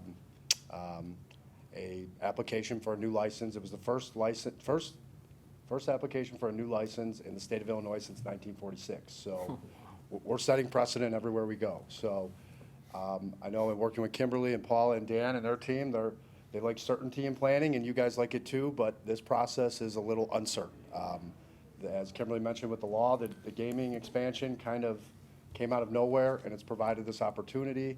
And everywhere we go, we're dealing with the state a lot, trying to finish the purchase of the property over there. Again, the racing board hasn't seen a new application since 1946. We're eventually going to be over to the gaming board, and they haven't had a new Racino. So a lot of this is new, uncharted waters. So what we want to do, and what the village board gave direction to us as staff to do, is make sure that we're ready as these processes are somewhat unknown. And for example, some of the application things in the new law, they say you'll have to fill out an application as provided by the board. We don't know what they're going to ask for, so we don't know if zoning would be a part of that. But the village board wants to make sure that if that does become a part in 2 weeks from now, a month from now, that we signal clearly to, could be the racing board, the gaming board, that yes, a Racino is an allowable use in this town. We want it here, and we want it at that property. Are you approving a Racino tonight, or when we get to the public hearing? Absolutely not. Is there going to be a whole lot more zoning process going on? Absolutely. All of Kimberly's ideas, I believe, are the correct ones down the road. The overlay district, PUD, all of it. That's all going to come before you. And quite frankly, they don't have the plan yet for all that. It's going to be very incremental, step by step. But the stage we're at right now at the village, and we're trying to help our developers and race team and casino team get these licenses, and they're competitive and, again, uncertain. So we want to give a sign of certainty that this Racino and the exact definition, I know Kimberly's working on it. I can tell you what we filed yesterday was for a 4,000 seat, 7/8 mile track, 4,000 seat grandstand, luxury suites above, things like that. That's all we have right now. We don't know what anything else looks like. The accessory uses, they will certainly be a part of that, and certainly need to be zoned properly, and you guys will have your hands full doing that. But right now, it's our recommendation as board to kind of jump in and hopefully, send a signal to these boards that Tinley Park wants this Racino use, and we get that in, and then we look at the whole picture. Again, not the normal way we do things, but as we're learning in this process, nothing has been the normal way. It's brand new for everybody. The state, opened the door to a lot of new uses, facilities, casinos, Racinos. So we're hoping that we can do our best to signal to these boards that we're ready here. So I think this is the first step in that. But again, I just want to make clear, the board's not asking you, staff village, we're not asking you guys to approve a Racino. You guys haven't even seen it yet. We just want you to look at the definition. If you're okay with it in that area, maybe move forward on that. And then as this plan grows, and it will grow, obviously this will be the first stage for it. So if you have any general questions on that, happy to help, but yes. Just slightly related. Sure. Is the state of Illinois cleaning up that property? That's a good question. We are in good faith negotiations with the state of Illinois right now to purchase that property. Of course, a part of those negotiations are the cleanup. Obviously, for anything to be constructed out there, the property needs to be cleaned. So in any real estate negotiation, the apportionment of that cleanup obviously is a part of that. So we're not there yet. We're still negotiating it, but that's where we're headed. So we're into it, but we don't have agreement yet. Any other comments or questions from the commission? Kurt? Well, I've got one. First of all, the firm that I'm partner of, we do represent the Illinois Thoroughbred Horsemen's Association, lobbying for them before the state government. So we actually were involved on the state side, trying to get the bill. Actually, for the past 10 years, we finally got it done. Took us Right. a while. Happened quickly. So I know I have no direct investment, no direct financial interest in any racino that's being proposed here or anywhere. I just want to make sure that people understand that I have a client for my firm that does this work at the state level. I do have knowledge of how this issue can be, how this will work, but I want to let everybody know at the front end, there's no financial interest on my end, so I'm happy to answer any questions relevant to it. Okay, thank you, Commissioner Fielder. That's great. I think you'd be an absolute help to the village on that. That- And you guys have the thoroughbreds? I know we're We going have for standard thoroughbreds. bred, My yeah. understanding is this track is a harness. For those that do not know, they are two separate types of horses. They are two separate groups. So in addition to a racetrack and a racino, the third component that most people don't understand that we'll hopefully talk about is the workers, the horseman workers at the backstretch. There's usually a backstretch component to a track that is where most of the work is done. So I think we need to be cognizant of that area as well. Correct. And the law, for the new standard bred track for one of those 5 townships that Kimberly mentioned, there are standards for what is There it, are backstretch standards for the or the back? There are yeah, standards so- for the backstretch. So that's all in the law. I know the law really, this isn't just about, putting a track out there and doing everything else. This law was passed to help the industry, and they made it very clear there. So I look forward to working with you. It sounds like you'd be a fun. great help. It's been an interesting ride so far, and, You should have been here for 10 years. Yeah, I bet. So, and I will add, we were the only ones to file for the new standard bred license yesterday. We had heard there were others coming. Again, this process, maybe there are more out there, but there was a deadline yesterday. The new track in Tinley Park was the only one that was filed. Okay, excellent. Any other comments? Did that include proposed racing dates if the track gets online? That application? The application we file, and Did it? I believe we reserve the right to supplement it, but the application was filed for racing dates. Okay. From December, in December of 2020 at a track in Tinley Park. Okay. So, in other words, they're good, they pre-planned, good. Correct. Thank you. Commissioner Manny, did you have any comments? No comments. Commissioner Engel? None. Commissioner Stanton? It's great news. Thank you. We're happy, yeah. Commissioner Gaskell? No, I agree, it's great news. Commissioner Aitchison? No comments. Okay. Okay, thank you, everybody. Okay, thank you, Pat. So I'll continue to work with our attorneys in bringing a more solidified request forward. I think the direction is more of a permitted use and defining it, knowing that we'll be way more involved in eventually regulating it and possibly, creating an overlay district eventually. There's only very few places this place can go, Right. based on the size and area. Any other parcel that could possibly accommodate it would have to be annexed into the village. Wow. Which we would have all the leverage even then at that point, so. So it's basically the mental health facility and/or the amphitheater area? Yeah, the Yeah. Rich Township area, Yeah. yeah, that's the only other viable locations. Okay, and thank you, staff. Thank you. With that, there will be a public hearing on this matter at the August 15th, 2019 regularly scheduled Plan Commission meeting. We will move to item 2 at this time. Okay, you want to see how fast I can talk? I have a cold, so I apologize for the deep voice. This is a workshop for the Linney's Food and Fuel at 19420 Harlem Avenue. There are some of you that have been through this before. I know there was actually 5 of the existing commissioners have been involved, but obviously there are many that have not. So you have a fairly thorough report, a lot of supplemental information. Hopefully you got through it all.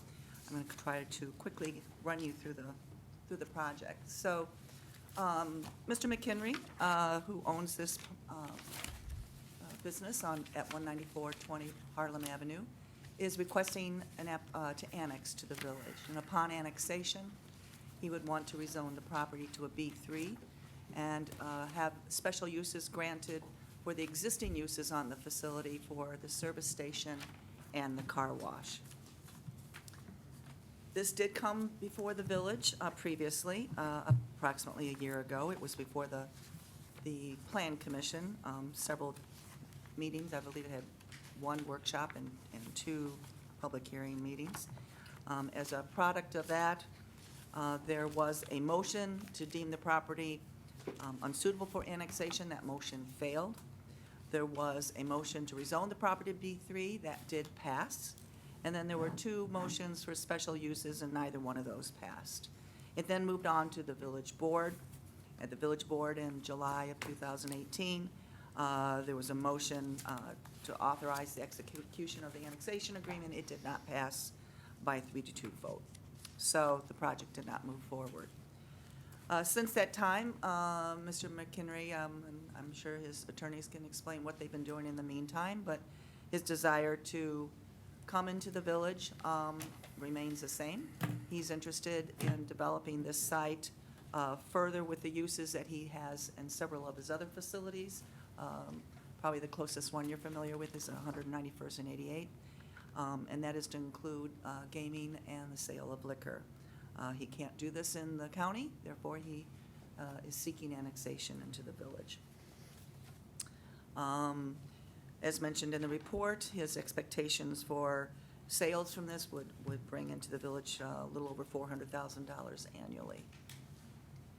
This went to the Community Development Committee back in July 23rd, and the CDC committee directed staff to take this petition forward, and therefore that's why we're before you today. So the site is there on Harlem. You can see it's right at the edge of our boundary lines. Everything in kind of the shaded yellow is in the village. So there are some homes that are adjacent to it that are in the village, but there are also homes towards the south there that are not in the village. They're getting their contiguity through the north and northwest. The property was built, the service station was built in 2015, and it was built in conformance with Will County codes. They actually exceeded the codes in some areas, and I will discuss that later. In 2017, they went on to build the car wash. So in its current configuration that's out there now, it exists in conformance with Will County. There are, you can sort of see the structures there with the gas canopy and that melon color in the front, turquoise being the actual building built in 2015, the car wash in green 2017, and then there's a small truck canopy on the west side behind the C-store. In your packet, there was minutes of all those meetings for your review, so you can kind of see how the project progressed and how it was discussed. This is just a little closer picture to show you how the zoning works on the site. Everything in the colors are obviously in the village. There was some analysis by staff to decide what was the appropriate zoning district. Once you annex a property, it comes in the most restrictive zoning district is R1. Then you rezone it, which is the subject of the public hearing coming up, into the appropriate district. We looked at two possible districts, the B5, which is our automobile district, and B3. It was much more compatible with the B3. There was some concerns about some of the uses that could have been in the B5, such as the auto body shop and automobile repair that we felt was not compatible with adjacent land uses. So staff is recommending that we look at the B3, and that's the way that we published the public hearing coming up here in 2 weeks. Some of the discussions that I think were predominant in the last time that this was reviewed was regarding signs. Now, an interesting aspect of our code, anything that gets annexed can be annexed with the existing signs as they are. So this property could come in and be annexed if it was approved to be annexed with the signs as they exist. However, there are signs that exist there today that do not conform with village code. There's a lot of discussion about that last time. We actually went through one public hearing with one proposal, and then Mr. McHenry heard the comments of the commission and came back and voluntarily agreed to make further adjustments and bring, I would say, the vast majority of his signs into conformance with village code. I'm going to kind of quickly go through these and show you pictures. The first one was at the C-store, and I think I have a picture there. The problem with the signs that are there now is they're We have a limit, a number of signs, and he's got 3 signs over that number of limit, 28 square feet over the allowance. And then you have the changeable copy sign, which is not allowed in our current village ordinance. On the north side, you can see in the bottom picture there, he also has a changeable copy. What he has agreed to do is remove those 2 wall signs that you see the X's through. One was a redundant advertisement for Dunkin' Donuts, and then the other one says no Cook County taxes. And also remove the changeable copy on the north side. So what would remain would be the one changeable copy on the east side that would be non-conforming. The car wash signage that's on the east side there is pretty close to conformance. It exists right now. It's 6 feet over code. In the original proposal, staff had recommended no change. I mean, it's an existing sign. I think it feels punitive to try to change a sign which has minimal overage over current code. It's an attractive sign, so staff recommended no change, and so that Mr. McHenry has requested that that remain as it exists.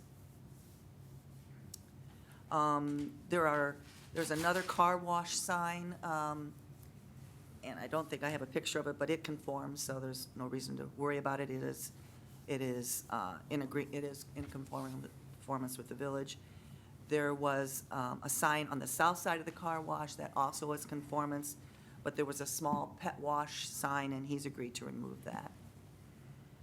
On the canopy on the east side, and that's the picture that you're looking at now, it's 3.31 square feet over code, fairly minimal overage. Staff had recommended that remain. Mr. McHenry is requesting that that nonconformity be accepted. The north and south sides of that same canopy are in conformance with the village code. The car wash canopy, I mentioned that. Again, I don't have a picture of it, but it conforms with the village code, so there's no reason to discuss it. The truck canopy that you see in this picture, it's 2.33 square feet over. There was a lot of discussion last time whether this actually constitutes a sign or whether it really denotes a direction. It's up to you. I mean, we're fairly ambivalent about how to define this. Mr. McHenry is requesting that that truck designation stay. It's not really advertising his business as Gas and Go. It really does function as directional.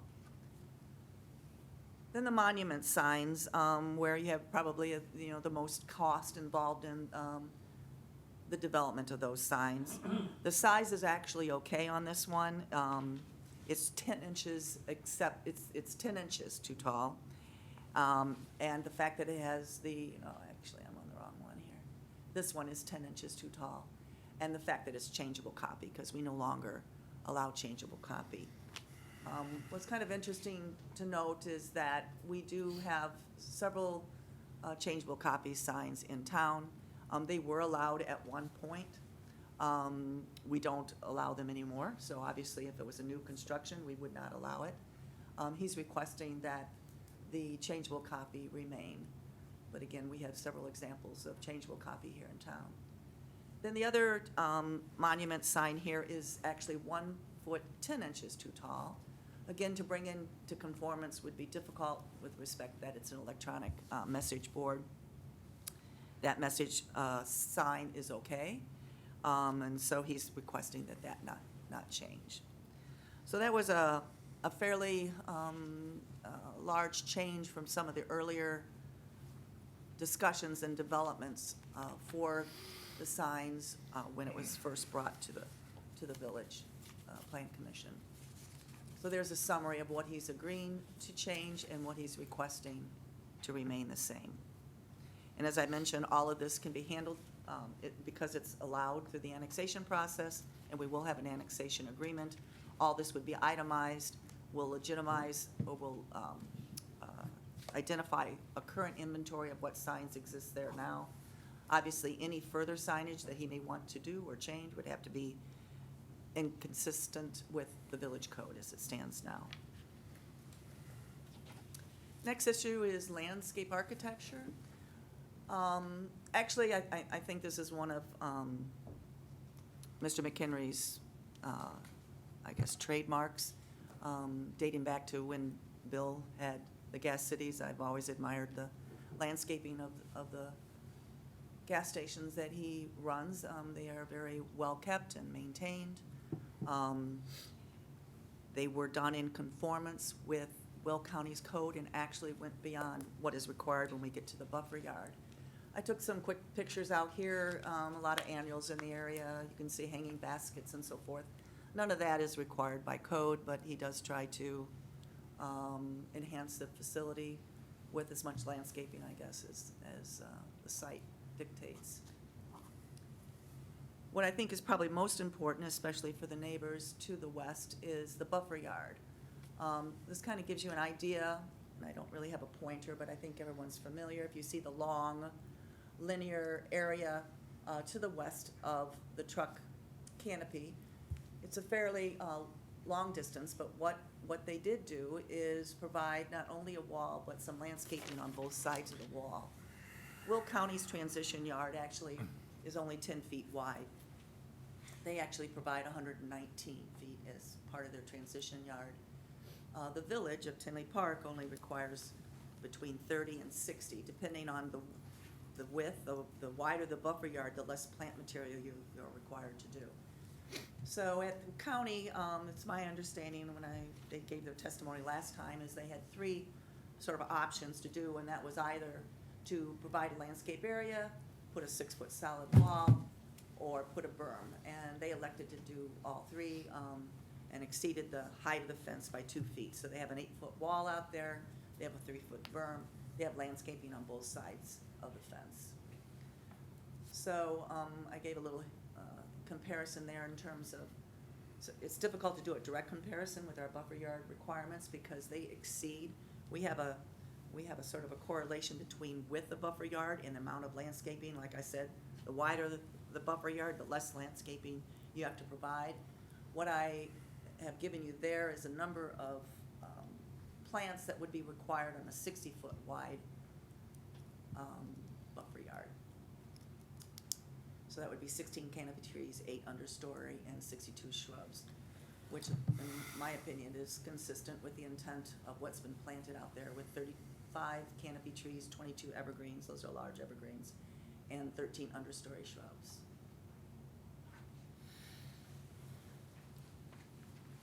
The transition, I think, becomes important, obviously, for the adjacent residential properties. Obviously, this is an existing condition. There's not much that can be done about moving either the residential properties or the gas station. I would say typically when you have commercial along a 4-lane corridor, you would usually build in other transitional land uses like a multifamily. If you notice, as you go south on Harlem Avenue, there's commercial and it's usually backed up with multifamily and then on to single family. None of us were part of this design, but there are single family that abut this facility. So I think that's probably why when this was first developed, there was a lot of concern of what that buffer yard would be like and try to maximize either the landscaping or the distance to mitigate that impact. In terms of dimensions, if you look at that north home, which is in the village of Tinley Park, is about 133 feet to the edge of the canopy, the truck canopy. And then on the south end, that home there, which is an unincorporated Will County, is about 252 feet to the car wash. As part of the public hearing process, there were various issues that came up from the residents in the area. There was a lot of opposition coming from the residents that lived immediately adjacent to the homes. I tried to summarize what some of their concerns were in the staff report. There was concerns about traffic, and the applicant, I don't know if they brought their consultant with them today or are going to bring him at the public hearing with KLOA, did a transportation study, and at that time they did some traffic counts of what exists out there today, and then they made some projections as to the impact of adding additional uses to this facility, such as gaming and the liquor sales. So there you have what the existing peak hour, morning and evening traffic count is. These are typical diagrams. You can see in traffic studies, they'll actually show you the turning movements and the numbers of how that traffic is broken down in terms of their maneuvers. And this was another projection in terms of what they felt liquor license sales, the liquor sales would do, and what the gaming positions would do. There are 5 seats being requested as far as the gaming. An average of about 12 to 13% increase is what their consultant is projecting. The only thing I haven't really seen in this, and it'll be interesting if they come, and I'd like to have the traffic consultant answer our questions in terms of, you know, this shows a percent increase, but what are the intersection volume control, or what is their peak capacity, what is, you know, they can function as an A, B, C, D intersection, and so that would be interesting to know. Parking was another issue. There is actually 52 parking spaces on the site. They are in front of the center, they're along the car wash, they're in the rear, and then there's 2 parking spaces in the back for semi-trucks. There was parking counts, before I get into that, in terms of trying to decide even what parking requirements are for this facility. And if any of you have heard me on my soapbox about parking, it's a really imperfect science. And if anything, I think American retail has learned that we've overparked for a long time. And that's why when you drive down some of our major commercial corridors, you'll see vast expanses of asphalt not being utilized except the day after Thanksgiving. This is a little bit different situation. This is a service that is daily, 24/7, 12 months of the year. I think it's got a pretty quick turnover. I go by it every day, so I've observed it, whether it was under doing this study or not. When we look to our code, which again is not perfect, but you try to look at the code to give us some idea of how much parking should we expect in a facility like this. Service stations are one thing, but you know, a C-store is, we kind of looked at that as retail. So what we did at the last time, and I'm just using it over again, looked at our ratio and came up with a requirement of 42 stalls for this facility, including the car wash. They actually provide 52, so they meet and exceed the requirements of our code by 10 parking spaces. So when you start to look at how the parking has operated out there, it's kind of interesting. I am not a parking consultant, and it's a very imperfect survey. My statistic teacher would probably have a conniption fit because there's a lot of variables here.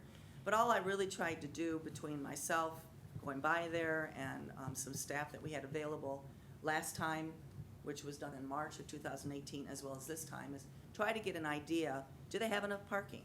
Because they obviously are gonna get some more visitors with gaming, and they're obviously gonna get some more visitors with their liquor sales. What's interesting is last time, I think the top number was 18, and this time the biggest count I got was 25, so it's in the neighborhood. And again, I even hate to say it because it's statistically not reliable, but I came up with an average, I think, of, find my numbers here. I think if you were to take the count here and come up with an average number, I came up with an average number of 12.6 cars there at any given time. And I think it was less on the last one, and I honestly don't remember. It's really insignificant. I think it was like 10. Really imperfect science because it's not statistically done at the same time every day. It's really haphazard. But I think what is actually good about that is that you can see at various times of the day what's happening. I think what's happening also out there's a lot of construction on Harlem Avenue. I think some of the contractors are actually parking in your facility. I don't know if you've noticed that or not, but I think that they are. I think what also is a concern in listening to the neighbors is they're concerned about the trucks. They're concerned about the noise from the truck. They're concerned about the idling of the truck. I actually, think it was today or yesterday, there was a truck out there and it was not idling. I've gone out there and there was a truck and it was idling. So there is a no idling signs out there. I don't know how well you're going to be able to police that and enforce it. I've heard that that's a concern from some people about the emissions from an idling truck. You know, I also know that this is on a 4-lane roadway, and hopefully most people turn off their cars at the pumps. Not everybody does. So there's obviously emissions from a lot of other sources besides a truck that's idling. You can see though, back in 2018, there was never more than, I guess there was 4 at one time, 2 fueling, 1 waiting to fuel, and 1 parked. And you can see there, we kind of were counting both fueling and parking. This time, I only counted those that were parked, because if they're fueling and they're leaving. So the numbers that you see there are only trucks that are parked along the western edge that I think some of the neighbors had taken some objection to. So in terms of occupancy, obviously, with 21 being or 25 being the greatest number experienced in this time, and we're going to continue to monitor this for the next couple weeks. That's only 50% occupancy with 52 available spaces. So they still have some space that I think can accommodate these additional cars that could result from these new uses. There's also some question, and again, imperfect science, but we kind of look at their facility over on 191st as a guide that might be able to tell us a little bit more how this site might operate, not knowing how the gaming in a gas station is going to operate because we don't have one. There are 5 seats in that facility as well. What we did back in March, we actually went inside and looked how many people were occupying the seats. And you can see it ranged from 1 to 5 at various times. They have parking for trucks there as well, but we never experienced more than 2 at any given time. So those are both 2018 counts and 2019 counts. So public safety, this is another, it's really, I'm kind of out of my element in terms of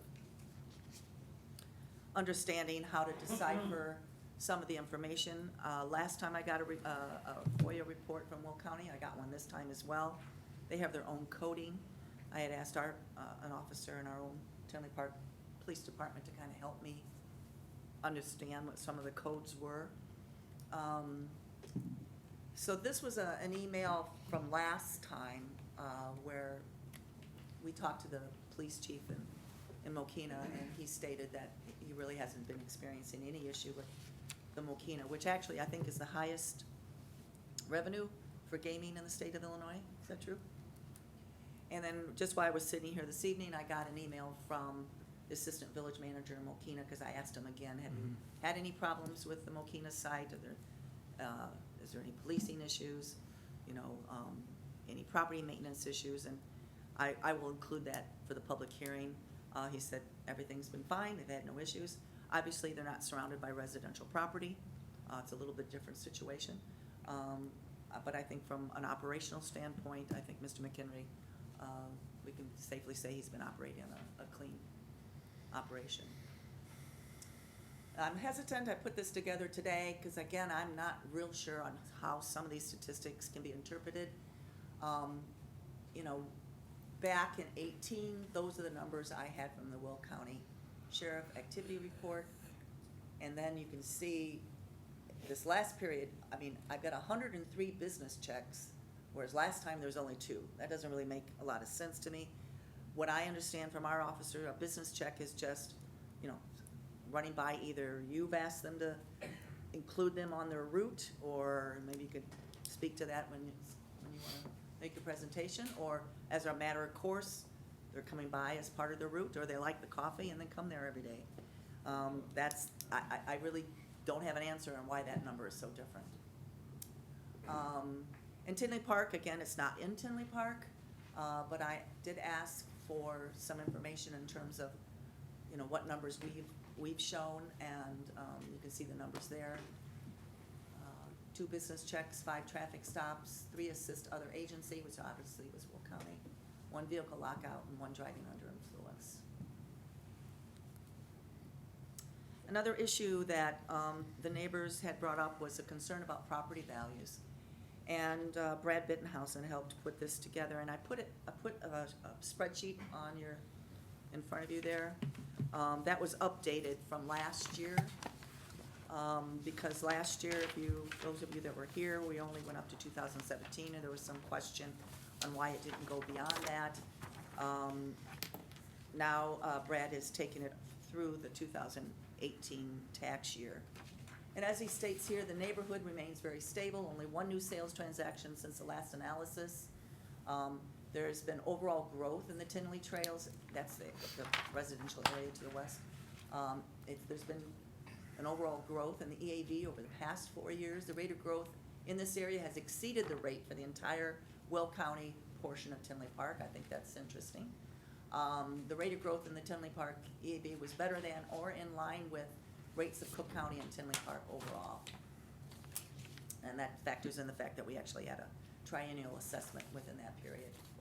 The only decrease in EAV noted was between 2017 and 2018, and on those properties, it was clearly an aspect of a tax appeal. So, and then his other question was regarding sales revenue. And I don't know if Mr. McHenry has any additional information to provide in terms of anticipated revenue sales. We have the 408,000. According to Brad, he doesn't expect any significant change. His new location over in New Lenox ranked 6th in the state in terms of revenue, and I know that he still has the 191st that brought that municipality in 80,000 just from video gaming.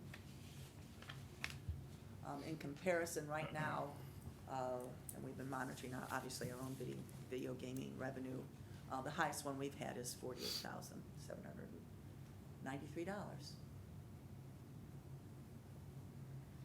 So there's some questions last time about service station adjacency to residential. We really don't have any that have adjacency to single family. Like I said, good planning would state that you would have some sort of land use buffer between a commercial use, especially an intense commercial use, and single family homes.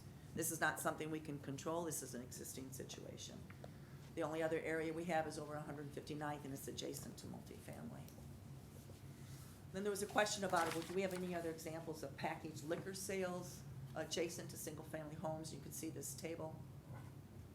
Depending on what distance you want to count, whether it's to the canopy of the truck or to the actual C-store where the liquor sales is happening, you'll see Linney's is between 138 and 210, and we range between something as small as 73 up to 209 feet at the Famous Express. Just to kind of show you how those relationships have. A lot of these have a fence, similar to how Mr. McHenry's situation is, to act as a buffer.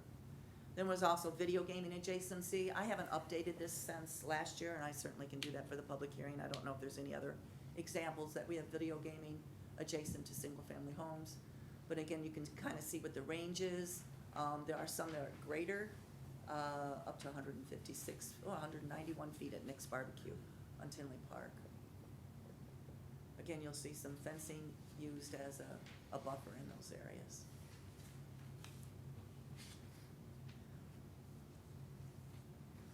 Selling of liquor in gas stations, we do have precedent selling of this at the Circle K at 8401 159th Street. This was a product of annexation as well. 24-hour gaming, we don't have any example of anywhere where we've permitted 24-hour gaming, and I believe that's what Mr. McHenry's looking for. So the last thing I just would like as a guide for the commissioners to think about when we, as we go forward into the public hearing process, and as you think about the request in front of you, again, upon annexation, there would be a rezoning from the R1 to the B3. We don't have any specific standards in our code, but a standard that most planners refer to as the LaSalle factor test. And I'm not going to read those. Those are in your packet, but you might want to look through those, think about them, and how they impact the request before you by Mr. McHenry. And the same with the special use. You're used to these standards.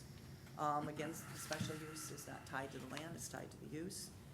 But these are, to the owner, sorry.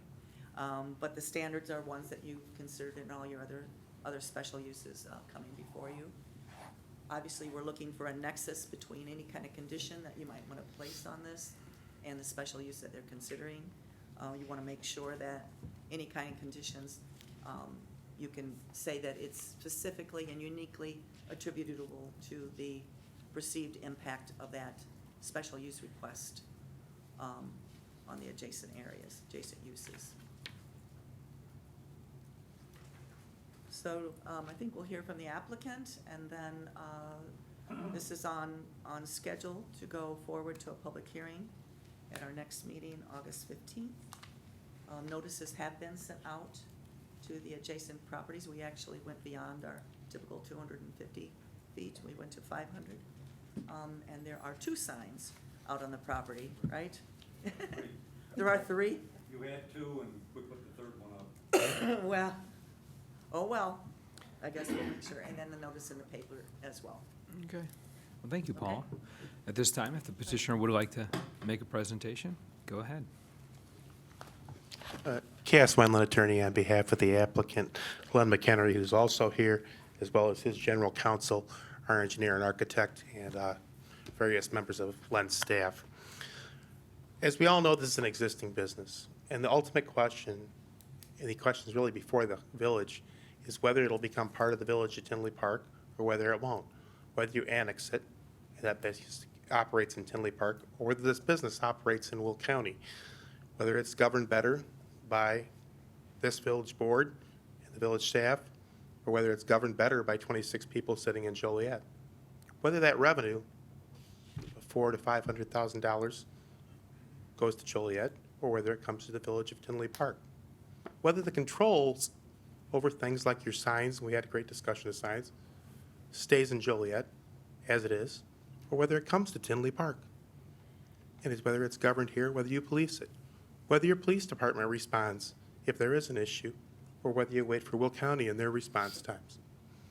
Those are the issues that are before you, and that's the ultimate question here. This is a business that's sitting on a state highway with over 30,000 traffic count every day. It's there.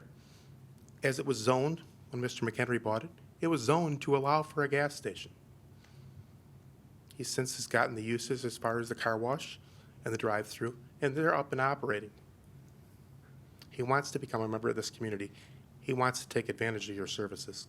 He wants to be able to deal with this staff here in this village. Whether he is or whether he's not in this village, that gas station, it's traffic. The drive-through, any of the resulting traffic, the car wash, any resulting traffic are going to be there and are there. Right now, they're under the purview of the county. You do have more restrictive codes in many means. Signs were mentioned. There are other elements of your property maintenance code that are stricter, and your village would have more control over. And as far as any expanded uses in the future, they would come back to you, not 26 people sitting in Joliet, as far as any future uses. That's what you gain here by approving this and by annexing this use. As far as the packaged liquor sales go, packaged liquor is a product. This is not a business, this is not a request for consumption on the premises. It's not a bar, it's not a tavern, it's a product. Whether you walk out with a 12-pack of Bud Light and go home, or walk out with a 12-pack of Diet Coke, because that's what you prefer, and go home, it's a product. As to the gaming revenue and Paula's questions, I'll leave that to Len to answer. As far as the actual traffic counts and impact and any elaboration on that, well, we do have an engineer and architect with us tonight. We don't have our KLOA expert here, but we'd bring him for the public hearing. So that's the request. I'm going to let Len elaborate then a little bit on the gaming revenue and the operation itself and answer questions as to that. Thank you.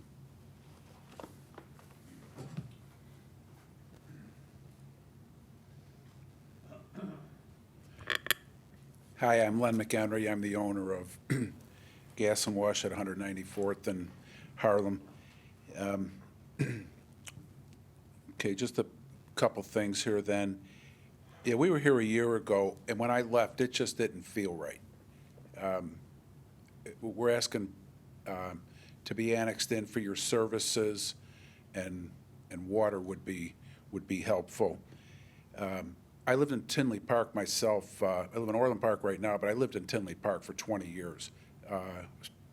Part of the city and some other groups in that, and I really liked it. Everything was good. At this location, there's 158,000 people that live within 5 miles of the location. So there's a lot of people over there. We have many requests for these 2 additional services. We have, I think, 10 liquor licenses and 7 gaming licenses. We have no problems with either one. Actually, the one time the mayor of Frankfurt came down to visit Mokina, and I met him in the store accidentally, and he was wondering where it was at. I says, it's quieter than church here. He was in a little convenience store, and he didn't even know where the gaming was. So sometimes I think that is a little misleading, that people think it's rowdy or something. It's totally the opposite. I really believe that we try to be good neighbors.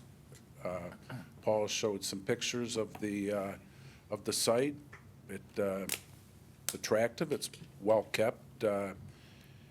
We definitely keep up on the cleanliness and maintenance of them. And with the annexation and that, I think it's minimal changes. From a year ago, I haven't heard of any problems. There was one police call several weeks ago. Somebody had their car stolen on the lot. I think it's the person's own fault. They left the car running with the keys in it.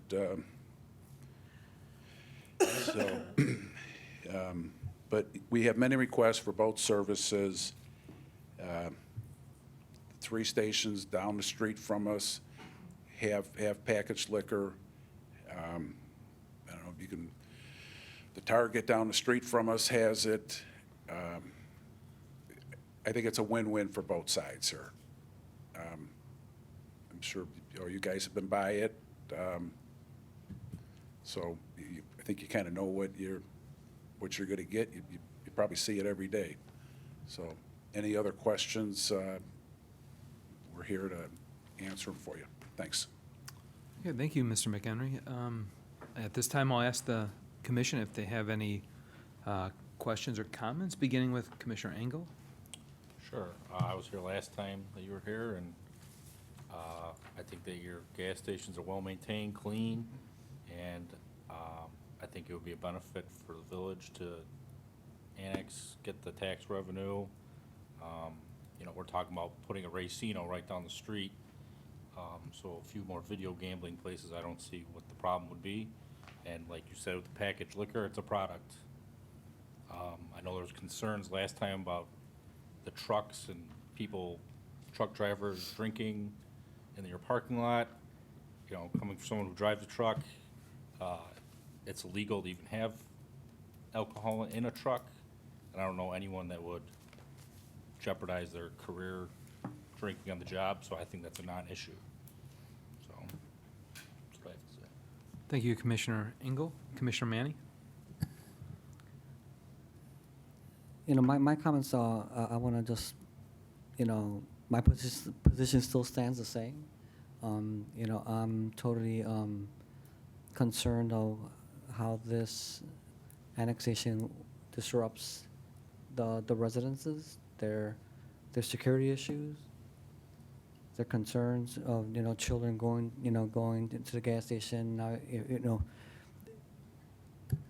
if we annex them and then have them have their package stickers and then the gaming, I don't think it's a good fit, you know, for Tinley Park. You know, my question is, has the petitioner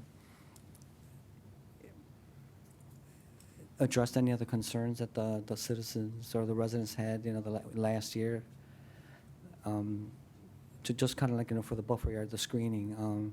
I don't think I saw it in today's packet, but back then it was recommended to provide, you know, 2 rows of evergreen trees just to try to mitigate the noise, you know, the visual from the homes to the gas station. And, you know, it was recommended, but it was obviously not a requirement, but it's something that I think a good planner would want to see, you know, to try to, you know, create that buffer, you know, to make sure the residences, you know, have an enjoyable environment in their home. You know, I would like to. I'm not sure if all the commissioners reviewed last year's, you know, videos of the turnout of, you know, to listen to all the concerns, because I know last year staff went to Linney's when you're going to build the car wash and you know your establishments, and I believe Tinley Park requested, hey, you know, if you're gonna, you know, in the future you might want to annex, so why don't you, you know, design your signs and such to meet our codes, because, you know, maybe there might be a possibility of annexing, you know, and I think it was, the staff went out there twice, I believe, Paula, right? I'm having a hard time hearing you. Sorry. Okay. Before the construction of the petitioner's establishment, how many times did the village go out there to talk to the petitioner to say, you know, to see if they could follow Tinley Park's guidelines, to see in the future, in the event in the future if he wanted to annex, and then it could be just more smooth sailing, but kind of like his monument signs don't meet code, based on the graph that you showed again, you know, he'll change certain signs, but not all signs, you know. My last statement last year was like, if you want to come into Tinley Park, conform to code. That's it. You had the opportunity several times, and you're in your right. You know, you're in the county's, you know, their jurisdiction. Great, you know. But if you want to come in Tinley, follow Tinley's code. Bottom line. Are you talking about, I mean, at that time, he wasn't trying to come into the village. Well, again, he wanted to annex, right? But again, you know, the sign issues, you know, the buffer requirements. Again, you know, you want to annex. All the signs that are there now existed by the time we got involved. Right. So, I mean, prior to that, I mean, he. And then wasn't we into also had parks. 2 mayors that also went out there and said, hey, you know, if you want to come in, you know, let's see where we could meet at, you know. I think what Commissioner Manny is referring to is there was last year there were letters from former Mayor Ed Zabrocki, former Mayor Seaman, and also Trustee Greg Hannon in regards to, hey, if you ever do want to forward thinking, come into Tinley Park and get annexed, perhaps before this is built, conform to our sign code. That way there wouldn't be some issues. So that's what Commissioner Manny's referring to. But I know there's a lot has changed since then. There's been some changes to some of the signs or agreement to change some of the signs. And I believe at that time, they had hoped they could stay in the county. I mean, you had hoped that the county was going to allow you to sell liquor in the county and have gaming in the county, so they were conforming to the county code. You know, I think it only became necessary to annex into the village when they couldn't sell liquor in the county and they can't have gaming in the county. Go ahead, Mr. McHenry. According to your sign ordinance, that's a new sign ordinance. That wasn't in place when we built it. That is true. Manual copy Do you remember when that came in? We used to allow manual copies. I thought the staff report said around circa 2007, so that would predate Oh, the... no, we've had, you know what, I'll make sure. No, When the we just code was this changed. While Stephanie and I were here, was Okay. when we eliminated manual copy, I think. When the electronic message sign. was the last sign update, but I don't know for sure if that's the time we eliminated. We can find out to make sure. Sure, yeah, that's... I know when we did the sign code in 2017 was when the electronic message signs were, and I think that was when we eliminated the manual I copy. don't think they allowed wall manual copy even then.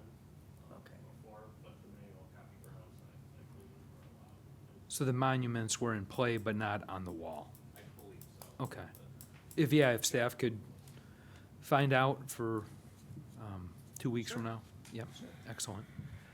Is that all, Commissioner No, Mann? but again, I just want, I want all the commissioners to review, the video footage, of last year and hear all the concerns. I mean, the packet wasn't, the same information, Can't hear.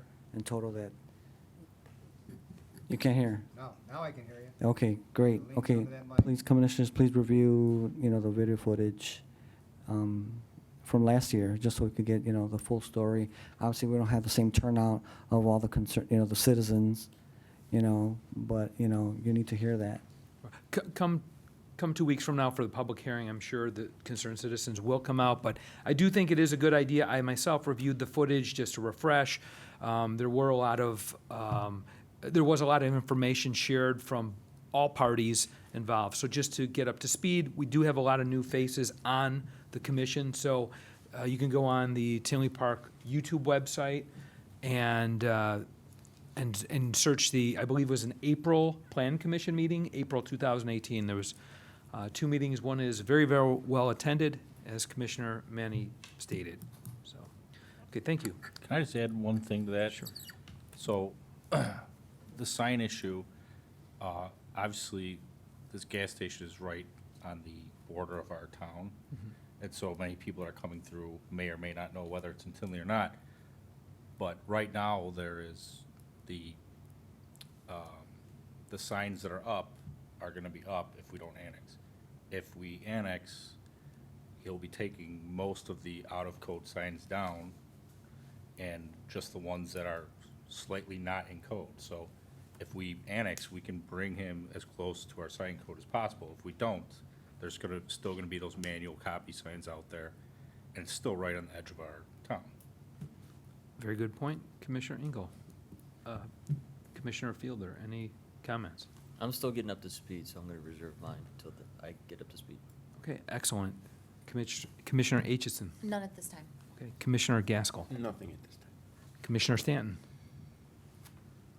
As I said last time, I know the McHenry family for a lot of years, and Len McHenry, hands down, is, in my opinion, the best business person to have at all. And Tinley Park would be, this is a great thing for Tinley. All right, this is a guy that's, he's very driven by the sports teams, and he's the Bulldogs, for an example, Tinley Park Bulldogs. He did countless things for them and supporting them, and this is just the kind of person he is, so just keep that in mind. This is something that, anything can get worked out, signs, all that stuff, but $400,000 a year, that's on one property. What if he puts another station up? Now you're looking at almost $1 million a year. So again, we gotta think real hard on this, and I'm sure any of this stuff can get worked out. My perspective, I had the residents in mind, so at what cost is it beneficial for the village? I know what But you're I saying. don't I know what you're live saying. there, I I know don't what live you're there, saying. but all, But the gas station's already there, the residents It's are already there there. already. But you were here last year, right? Right. I'm kind of Okay, well, confused about that. I'm sure you heard the same thing I heard, right? Right. Okay, well, it was concerning for me, and I don't live there. Mhm. So, I'm voicing the residents. That's my position. Okay, I'm- Commissioner Gaskell, yes. Yeah, I'm just a little confused about what he's saying. He's talking about the impact on the residents. Well, that impact's already there.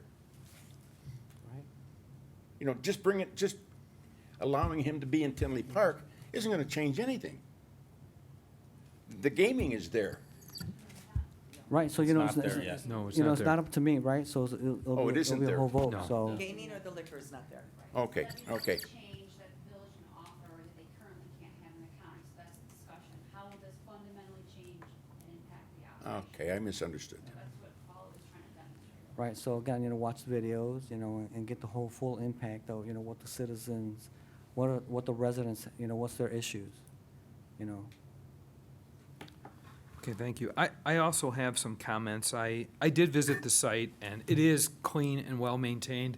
I think Commissioner Engel mentioned that, and I think it was mentioned when you gave your report, and it absolutely is well done in terms of, and I agree with Paula's parking lot, even though as your statistician teacher would give you the stink eye, but I do believe there was, at the worst case, it looks like from the study that you'd have 27 vacant lots. So there's more than enough parking lot to take in extra business. So I don't think the parking is an issue. When I was out there, originally there was one truck, and it was actually putting gasoline into the tanks, and then another one came up behind it as that one was leaving, and another one pulled up to that parking area. With that said, the buffer, I do think, goes above and beyond. You have an 8-foot wall on top of a 3-foot berm, and I drove into the residence subdivision just to see and try to get an eyeball from between lots to get an idea of how shrouded, and of course you can see the canopy, that truck canopy a little bit. But with that said, I think there's an excellent job, because what I saw was greenage on both sides of the fence. So I do think there's a good buffer in place, and as some of the people echoed already, some of the commissioners, it's already there. It's already functioning as a gas station, so the noise from the trucks is not going to change, whether it's idling or not, and as Paula said, perhaps with, perhaps with absorbing to Tinley Park, maybe there's some better enforcement on those signs. I'm not sure about that. With that, I do want to mention the signs only because we've seen enough some of the older members on the commission had seen sign codes before, and the manual changeable copy. And I appreciate your presentation, Paul, because you did show like the car wash on Dubin Drive. It has one. So, are there standalone monument signs? Yes. Would I myself personally want that manual changeable copy that's on a monument sign taken down? No, it's there. However, and I do think, and I do appreciate all your attempts to get very close to the sign. I do appreciate that. The one sign I would say on the east side, the manual changeable copy, is that cost prohibitive to take that down, Mr. McHenry? I'm just on the east wall. No, we can take it down, but the real question is, how much damage are we gonna do to the building, to the business?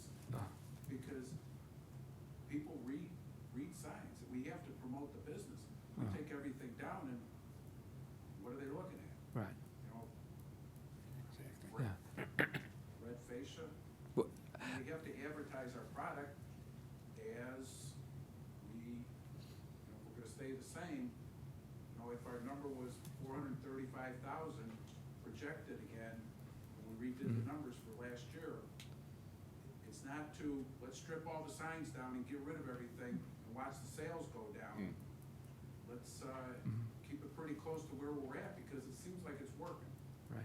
Okay, so we don't wanna hurt ourselves. Right. Understood. And I agree that you need signs to direct people, for sure. And like I said, with the manual. Product too. And product.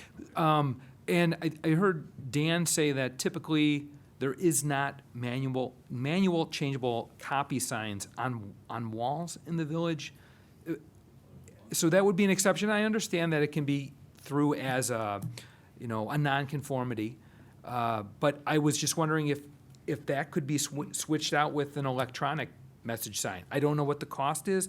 And it did say in the staff report, and I know you've shown that through the different iterations, I appreciate it, that you are willing to change or get as close as possible as long as it's not cost prohibitive. So I was just wondering if the sign on the east wall, what would be the implications if you were able to go electronic versus manual? Oh, I thought that, oh, so those are standalone on the monument only, the electronic, okay, fair enough. Okay, so in that case, you'd have to take it down and you wouldn't be able, what do you typically advertise on that wall sign? Baker's Pizza, hot dogs, Monster, energy drinks. Okay. Bottle of water, case of water. Okay. I had their code compliance person run out and take pictures today, and I'm just looking at them really quick now. I see 3 different places in town that have manual changeable copy signs on the wall. At least, some of them are old, but I know Durbin's and Speedway, probably 183rd half wall changeable copies, so they were probably allowed at one point. Okay. That happened before the 2017 code update. Okay. Well, there are examples in town then. I saw the examples for the monument. I just wanted to ask about that. Fair enough. We'll still have that changeable copy, and then maybe eventually they want to change that to the electronic copy when it becomes maybe the cost makes sense to do the monument thing, because that's a pretty big changeable copy that's probably a little more visible to cars than the wall sign. I guess the wall sign ones are probably more to catch people walking into the store at that moment. Okay. And I know, just another question, and this is regarding the road, which I know is IDOT. It's not our jurisdiction, but in terms of, and when I tried to take a left turn out of the leftmost street, even at 7:15, I had to wait quite a while, and I just have a van, I don't have a truck. And I do recall some of the residents mentioning offhand that it takes them a while to get out. I don't think that's because you have trucks or whatnot there. I just think because of that intersection. I'm not sure if there's something that could be done possibly for potentially getting a light on that one entrance. And I know it wouldn't be under your jurisdiction. North entrance? Yeah. I actually have found the opposite, and again, I'm just there at like 7:30 in the morning and Yeah. over at night, but it could just be the time. I think your traffic person should respond to, he can rate that intersection and Yeah. talk about the, We talked about that the last go around, I thought he did. He gave stats on that intersection. And wasn't there some discussion about potentially putting up a stoplight? I don't recall. I- warranted, the state would do it. There's a light not too far south from there too, at the Speedway. Right. It's a little bit further south on this, so I don't know how they want those spaced out far enough too, so I'm not sure if that comes into play. Fair enough. I mean, if you are leaving the subdivision, there's alternative ways you could get to a light, but yes, making a left on And there's there is three points of ingress egress for the station. Yeah. Yeah. But I think irregardless of the Right. the gas station, the traffic would still be there if the gas station wasn't there, and everybody would still have problems getting out. So it's. No, I totally agree. This isn't about the property in of itself. I'm just saying that I remember hearing that last year. I experienced that myself Right. when one of the trucks that had filled up the gasoline, it was behind me. It took me a while to wait for a left because of the traffic coming fast around that bend. This does, and it's not your jurisdiction, it's not on your property. And I don't know exactly if that's something that, staff would possibly recommend or talk to. I don't know who you would reach out to, IDOT, to look into that. Because the staff report did show that there would be more traffic coming in, which it's gonna. But I think there's enough on the property. It's a big size property to handle whatever new business you get. In terms of traffic flow out, like the guy who stole the car, I'm sure he didn't take a left if he was leaving out there. He probably took a right, because otherwise he'd be nabbed. But I'm just bringing that up as a thing to consider, since this is a workshop. I'm not saying that it's anything to do with Mr. McHenry's responsibility for the annexation or anything like that. It's just something. Probably prefer it, to be honest, because I don't go here because it's annoying to make a left out of there. Mhm. Like, I think like it's a little harder to do that than go to some of the other places. So he may prefer it because most commercial locations care about having a light by them because it allows better turning access. So we probably will have them respond to see if they can meet the warrants there. And to the north is a light to City Park and Harlem. Okay. Okay, well, thank you, Dan. I don't have any other comments at this time.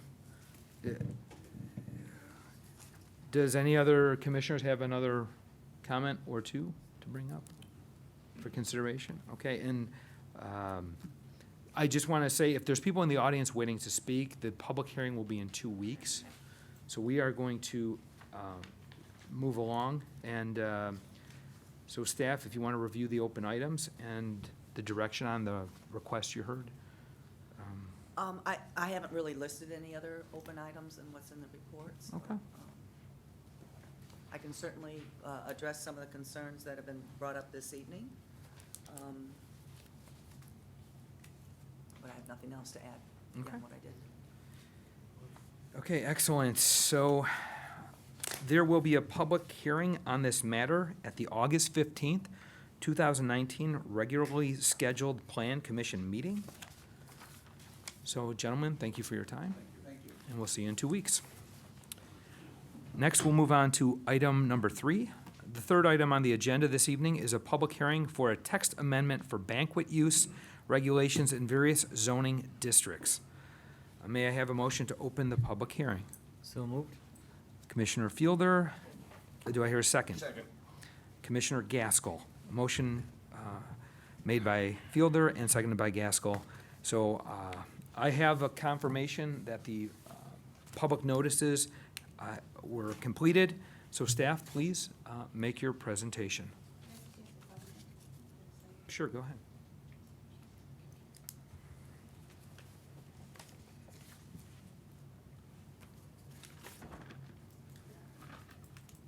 Yeah, all these reports are on the website. Or give us a call.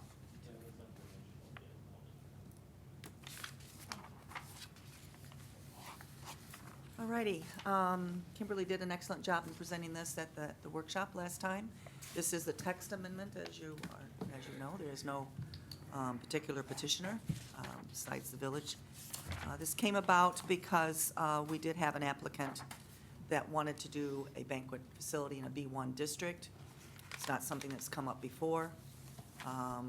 As we researched it, we noticed that a banquet facility is only allowed in the ORI and the M1 as a permitted use, and probably at that time, the crafters of our ordinance thought that in those districts you have larger lots, they handle more intense uses with regarding to traffic, or maybe the episodic nature of a banquet facility. And, I mean, we can't reach back into the minds of the people that wrote the code, but that's all that we can think about.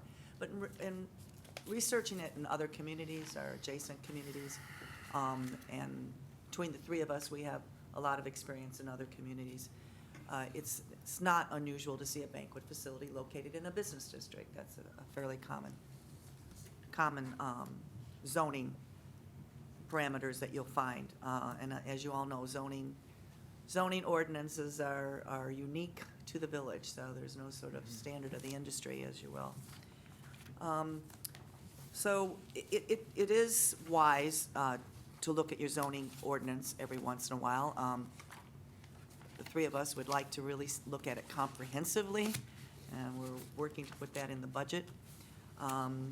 You need to do this because you need to make sure that your zoning code is consistent with the industry as new uses come up, as new state laws are passed for things like cannabis. It's certainly something you have to start thinking about. even though in my report I state I really don't like changing a code for one particular use, I don't think that's a good practice. Because without good planning analysis, you could start to insert something in a code and it has a ripple effect throughout the code. So you really need to be very thorough when you start to look at text amendments. I feel that we've done that in this analysis. We've vetted it. We've looked at other communities. We've looked through how it might impact all these just different zoning districts. And we felt comfortable bringing this forward to you, even though there was a request for a banquet facility in a B1 district. So there is no one in the audience, but we have to be cognizant of those that are watching this on TV. So I am going to kind of run through this. There was no definition in our code right now for banquet facility. And so we did craft one. We referred to some of our APA journals to give us some advice on how to do that. So the definition that we have recommended is a facility that is available for lease for private events, including but not limited to weddings, anniversaries, corporate or family parties, and other similar celebrations. Such use may or may not include on-site kitchen and catering facilities. What's interesting, in our code, we actually have two other definitions and two uses that are contemplated in other districts. One for meeting halls and the other one for private clubs and lodges. Because the first tact would be to try to see if we can insert this into something that already exists. As I mentioned in the report, neither one of those definitions or categories adequately address some of the concerns that we have when we look at a banquet facility.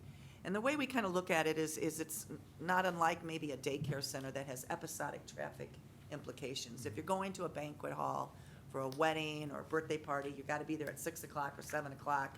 You're all coming at one time, so your traffic impact and your parking impact is going to be episodic. So that is why I think it's really important, just like with daycares, we look at those as a special use. So you could start to think through the impact of that use on adjacent uses and start to place conditions. And as I mentioned before, you really want to be careful that when you're looking at this and you're looking at it in the context of the neighborhood, that you're placing conditions that mitigate the possible perceived impact of that perceived special use on the adjacent areas. And any kind of condition you put on there, you want to make sure that it's specifically and uniquely attributable to what your perceived or anticipated impact would be on that use. I haven't read in the staff report that I gave you any kind of changes since it was presented to you by Kimberly last time. And so on page 3, I just go through sort of the exercise I just mentioned to make sure you understand why there's some extra protections by looking at this as a special use.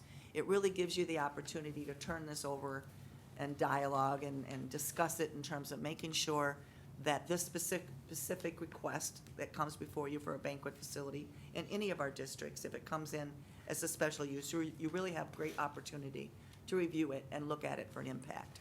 I watched the video that was here last time, and honestly, I don't remember who brought it up. I know there were some concerns about possibly looking at it as a distance from residential properties. And I gave that a lot of thought. And rather than putting a standard in our code, because I think it certainly varies. It depends on the circumstance. It depends on not only the distance it's going to look at the buffer, if you will, just thinking about the gas city. You know, what is the buffer between a banquet facility and a single-family home or a multifamily home? What is the density in the area there? What is the perceived parking impact? One of my basic concerns, whether it be a banquet facility or anything, when we have a commercial use adjacent to residential uses, it's not only noise and hours that I want to think about or lighting. I want to think about traffic impact, and when the parking lot can't contain the parking for that commercial use, I don't want to see that parking spilling over into a residential neighborhood. And so there's all those kinds of things that you'll get an opportunity to look at when a case comes before you. But I really have some hesitancy of putting some sort of blanket statement saying that a banquet facility should never be closer than 50 feet from a residential home. So I want you to know I heard you and I thought about it and we discussed it among staff. But I certainly think you can address that as something comes through on a special use.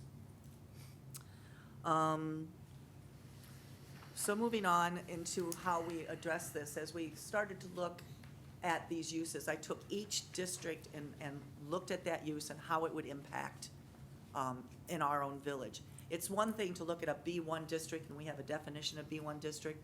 Unfortunately, and this is something we struggle with as planners, the zoning code is one thing, the zoning map is something other. Strictly a B1 district, when you read what its intent is to be, it's our most limited business district. And in saying that, you would think it would be neighborhood shopping. And yet, we have some B1 districts that are on 159th Street. Not really sure that constitutes neighborhood shopping. Certainly over time, and probably the adjacency to some single-family homes, maybe that's why it was that way. But that, Kimberly went through this last time, we started to look at where those B1 districts are and whether they could accommodate banquet facilities. And in looking at the proximity of these B1 districts, most of them are on 80th Avenue, except for the one on 159th Street. And looking at it in terms of its adjacency to residential streets, we're recommending that you look at that as a special use, again, so you can think about the distances to residential units. There was also some questions, I think, last time about parking impacts in a B1 district and whether they can handle that kind of parking. So I reduced the maximum size. At the workshop, I recommended 5,000, we took it down to 4,000. So obviously would have much less parking impact in a B1 district, which is going to be those districts that are in closer proximity to residential areas. Going to the B2 districts, again, the district as it's defined in the code is one thing, but where they're located is yet another. We have only this B2 district. It's the only one in town.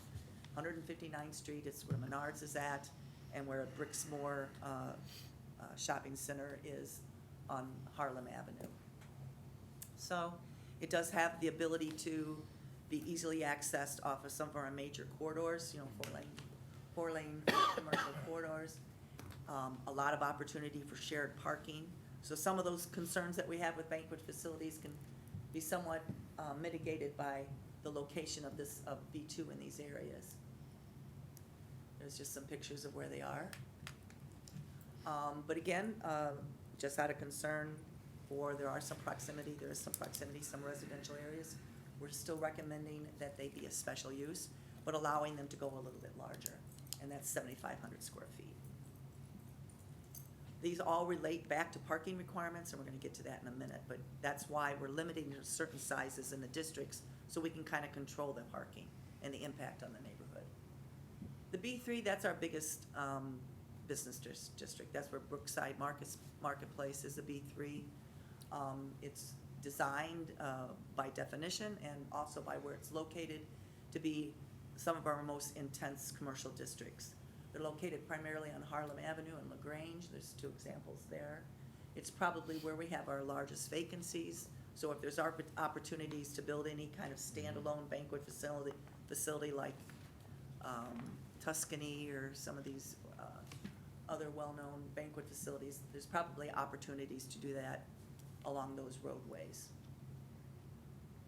There you can see it on both sides of Harlem Avenue at the intersection of 80. Again, opportunities to see that develop even down on 80th and 191st. We have some vacant property as B3. Some more on 171st Street, all in that kind of pink zoning color. And we also have some fairly large buildings zone B3, like the vacant Kmart building on Harlem Avenue. So when thinking that through and thinking about what the opportunities could be, we started to think about, well, B3 we should have some category where it's allowed by a permitted use. So we are recommending that it is a permitted use in a B3, but only if it's a standalone building and if it's not any larger than 30,000 square feet. And the reason I showed you this is this kind of gives you an idea of size. So most of you are probably familiar with this standalone facility on 191st Street. That's 28,000 square feet. A special use is required if in the B3, you have it as a multi-tenant situation. Because you want to be concerned about the neighboring uses. And we want to make sure that in those multi-tenant situations, that they're no greater than 30,000 square feet. And if you do want to go larger, up to 50,000, we're still going to require that to be a special use. So again, the size is something that you can think about and all the traffic impacts from that. B4 really is primarily office district, and in terms of where they're located, they have been zoned that way, and those are the uses you'll usually see. We feel those are less intense and pretty much commensurate with the M1 district. Therefore, we're looking at similar limitations as we did with our B1, so no greater than 4,000 square feet and requiring it to be a special use. B5, that's our automotive district. We want to protect that for automotive uses anyway. That's a fairly large income producer, so we do not want to allow banquet facilities in our B5. As well as in the legacy district, we want to protect that, from these larger uses that could have a significant traffic impact. So we are recommending that we prohibited those in those two uses, in those two districts. With respect to parking, I've already made my speech about there's no perfect parking ordinance, and you go to every village and they're all over the place. All I was really trying to do is protect those B1 and B4 districts to make sure that we're not going to impact the residents in the area. And so I made it more restrictive in those areas. So in the B1 and B4, we're going to require every 100 feet, you're going to have one space. In the OR and M1, 1 per 200, because those are much larger areas. In the B2 and the B3, if there's shared parking spaces, we'll allow it to go to 1 to 200. If there is not shared parking, we're going to keep it as restrictive as the B1 and B4 and put it at 1 per 100. And that's it. Okay, thank you, Paula. At this time I'm going to ask the commissioners if they have any comments or discussion. I'll start with Commissioner Stanton. No, I don't. None. Okay, Commissioner Gaskell. Nothing from me. Commissioner Adjacency. Okay. Commissioner Fielder. First, I would want to commend Paul and the staff here. Did a really great job on answering all of our questions from the get-go. I was the one asked about the residential, so I really did appreciate all the research and the help on that one for clarity. So again, thank you very much on that. The only question I had with the legacy code and the long-term vision that we're having for Oak Park Avenue and everything else, like take South Street and North Street, is like if somehow they expand or they want to, banquet facilities wouldn't be allowed in commercial spaces in the legacy district. It's like, but what if they wanted to add such facilities if they expanded out? We had a little disagreement even amongst staff, because I can think of a space like Tinley, what is it called, Tinley Commons, or the one down south, Tinley, the U-shaped building, what's that called? Tinley Center? Oh, Tinley something, huh? Oh, yeah, Tinley Center, yeah. I thought of that, if that redeveloped. I think if we had a banquet facility come into the legacy district, and if there was certainly support for it, there's a lot of things that you can do with a code. I mean, you may take a text amendment. Okay. It depends on how it's defined. If it comes in with a restaurant and they're just expanding the restaurant, and they're gonna, some restaurants will have. Catering and, yeah. Yeah, like gatos and things like that, that's not a problem. Okay, I just want to make sure that we didn't just cut it off. I mean, and I figured it's like, if flexible now wasn't big in the future, but yeah, I agree. It's like if there's enough support for it, we can always change the. The parking, and then one of the other things that came up was the fact that they're vacant for a huge part of the day. I was just gonna say that. That's not really what you want to see in a downtown. I absolutely agree with you. You wanna keep it alive. I just figured it's like you said, like if a large restaurant came in, they wanted to expand that capability, but they're located here on Oak Park Avenue, the legacy code, it's like they wouldn't be able to unless, Right. so. I mean, you look at that Tuscany and you drive by there as an empty bank, parking lot during the week, and then. Between that one, there's that bigger building on 191st that's been, I think I see maybe 3 cars there on a weekly basis. I don't know what I don't even know if it's still working as a functional building anymore, so, I understand. Okay, excellent. Commissioner Manny? No comments. Commissioner Engel? None. I have no comments as well. Very good presentation. And with that, there is no public here, so there are no, even though it's a public hearing, I don't see any audience wishing to testify. So if there are no further questions or discussions, may I have a motion to close the public hearing? So moved? Second. Motion made by Commissioner Fielder, seconded by Commissioner Gaskell. So I'd like, at this time, the commission to entertain some motions, beginning with motion 1. I didn't put the motions on PowerPoint, I apologize, but I think they're in the staff report. I'll make a motion to recommend the village board amend section 2.b definitions to add in alphabetical order the following definition of banquet facility: a facility that is available for lease for private events, including but not limited to weddings, anniversaries, corporate or family parties, or other similar celebrations. Such use may or may not include on-site kitchen or catering facilities. Do I hear a second? Second. Motion made by Commissioner Fielder, seconded by Commissioner Aitchison. Can I have a roll call? Stanton? Yes. Engel? Yes. Manny? Yes. Gaskell? Yes. Aitchison? Yes. Fielder? Yes. Chairman Gray? Yes. So motion carries. With that, I'd like the commission to request a motion for motion number 2.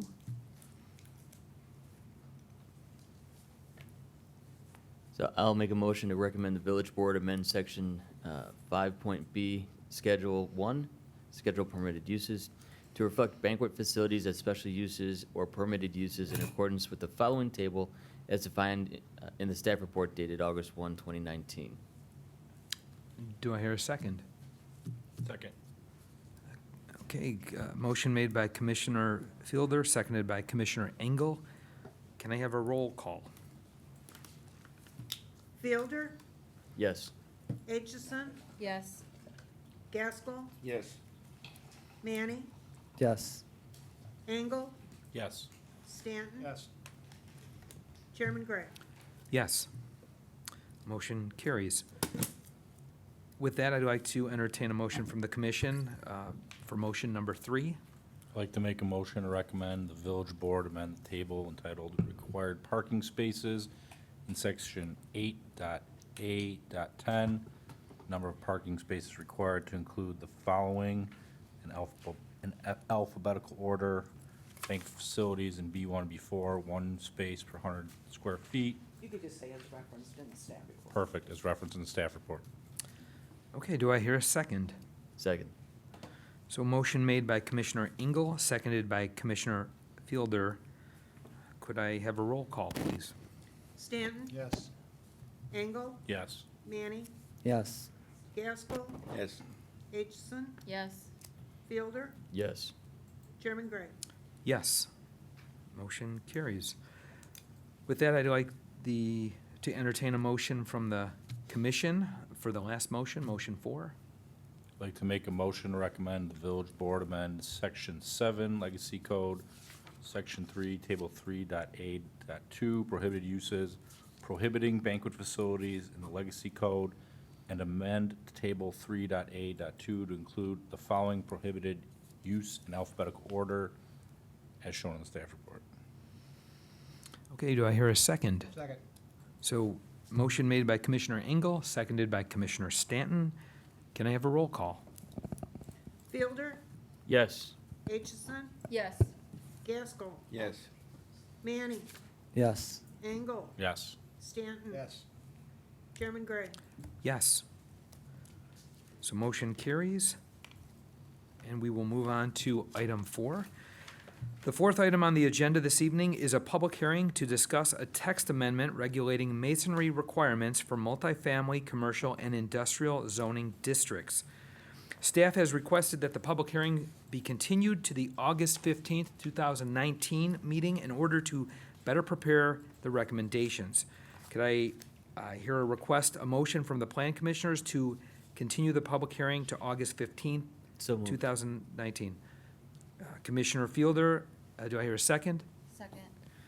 Seconded by Commissioner Aitchison. Can I get a roll call, please?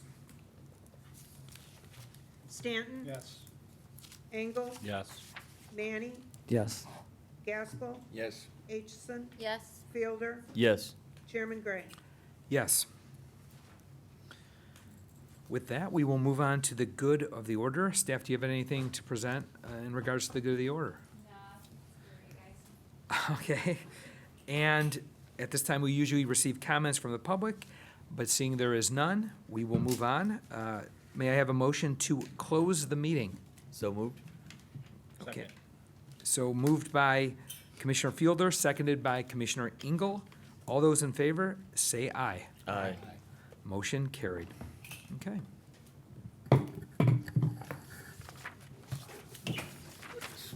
Yeah, thanks. So you've been here at every meeting, then, right? Not every meeting,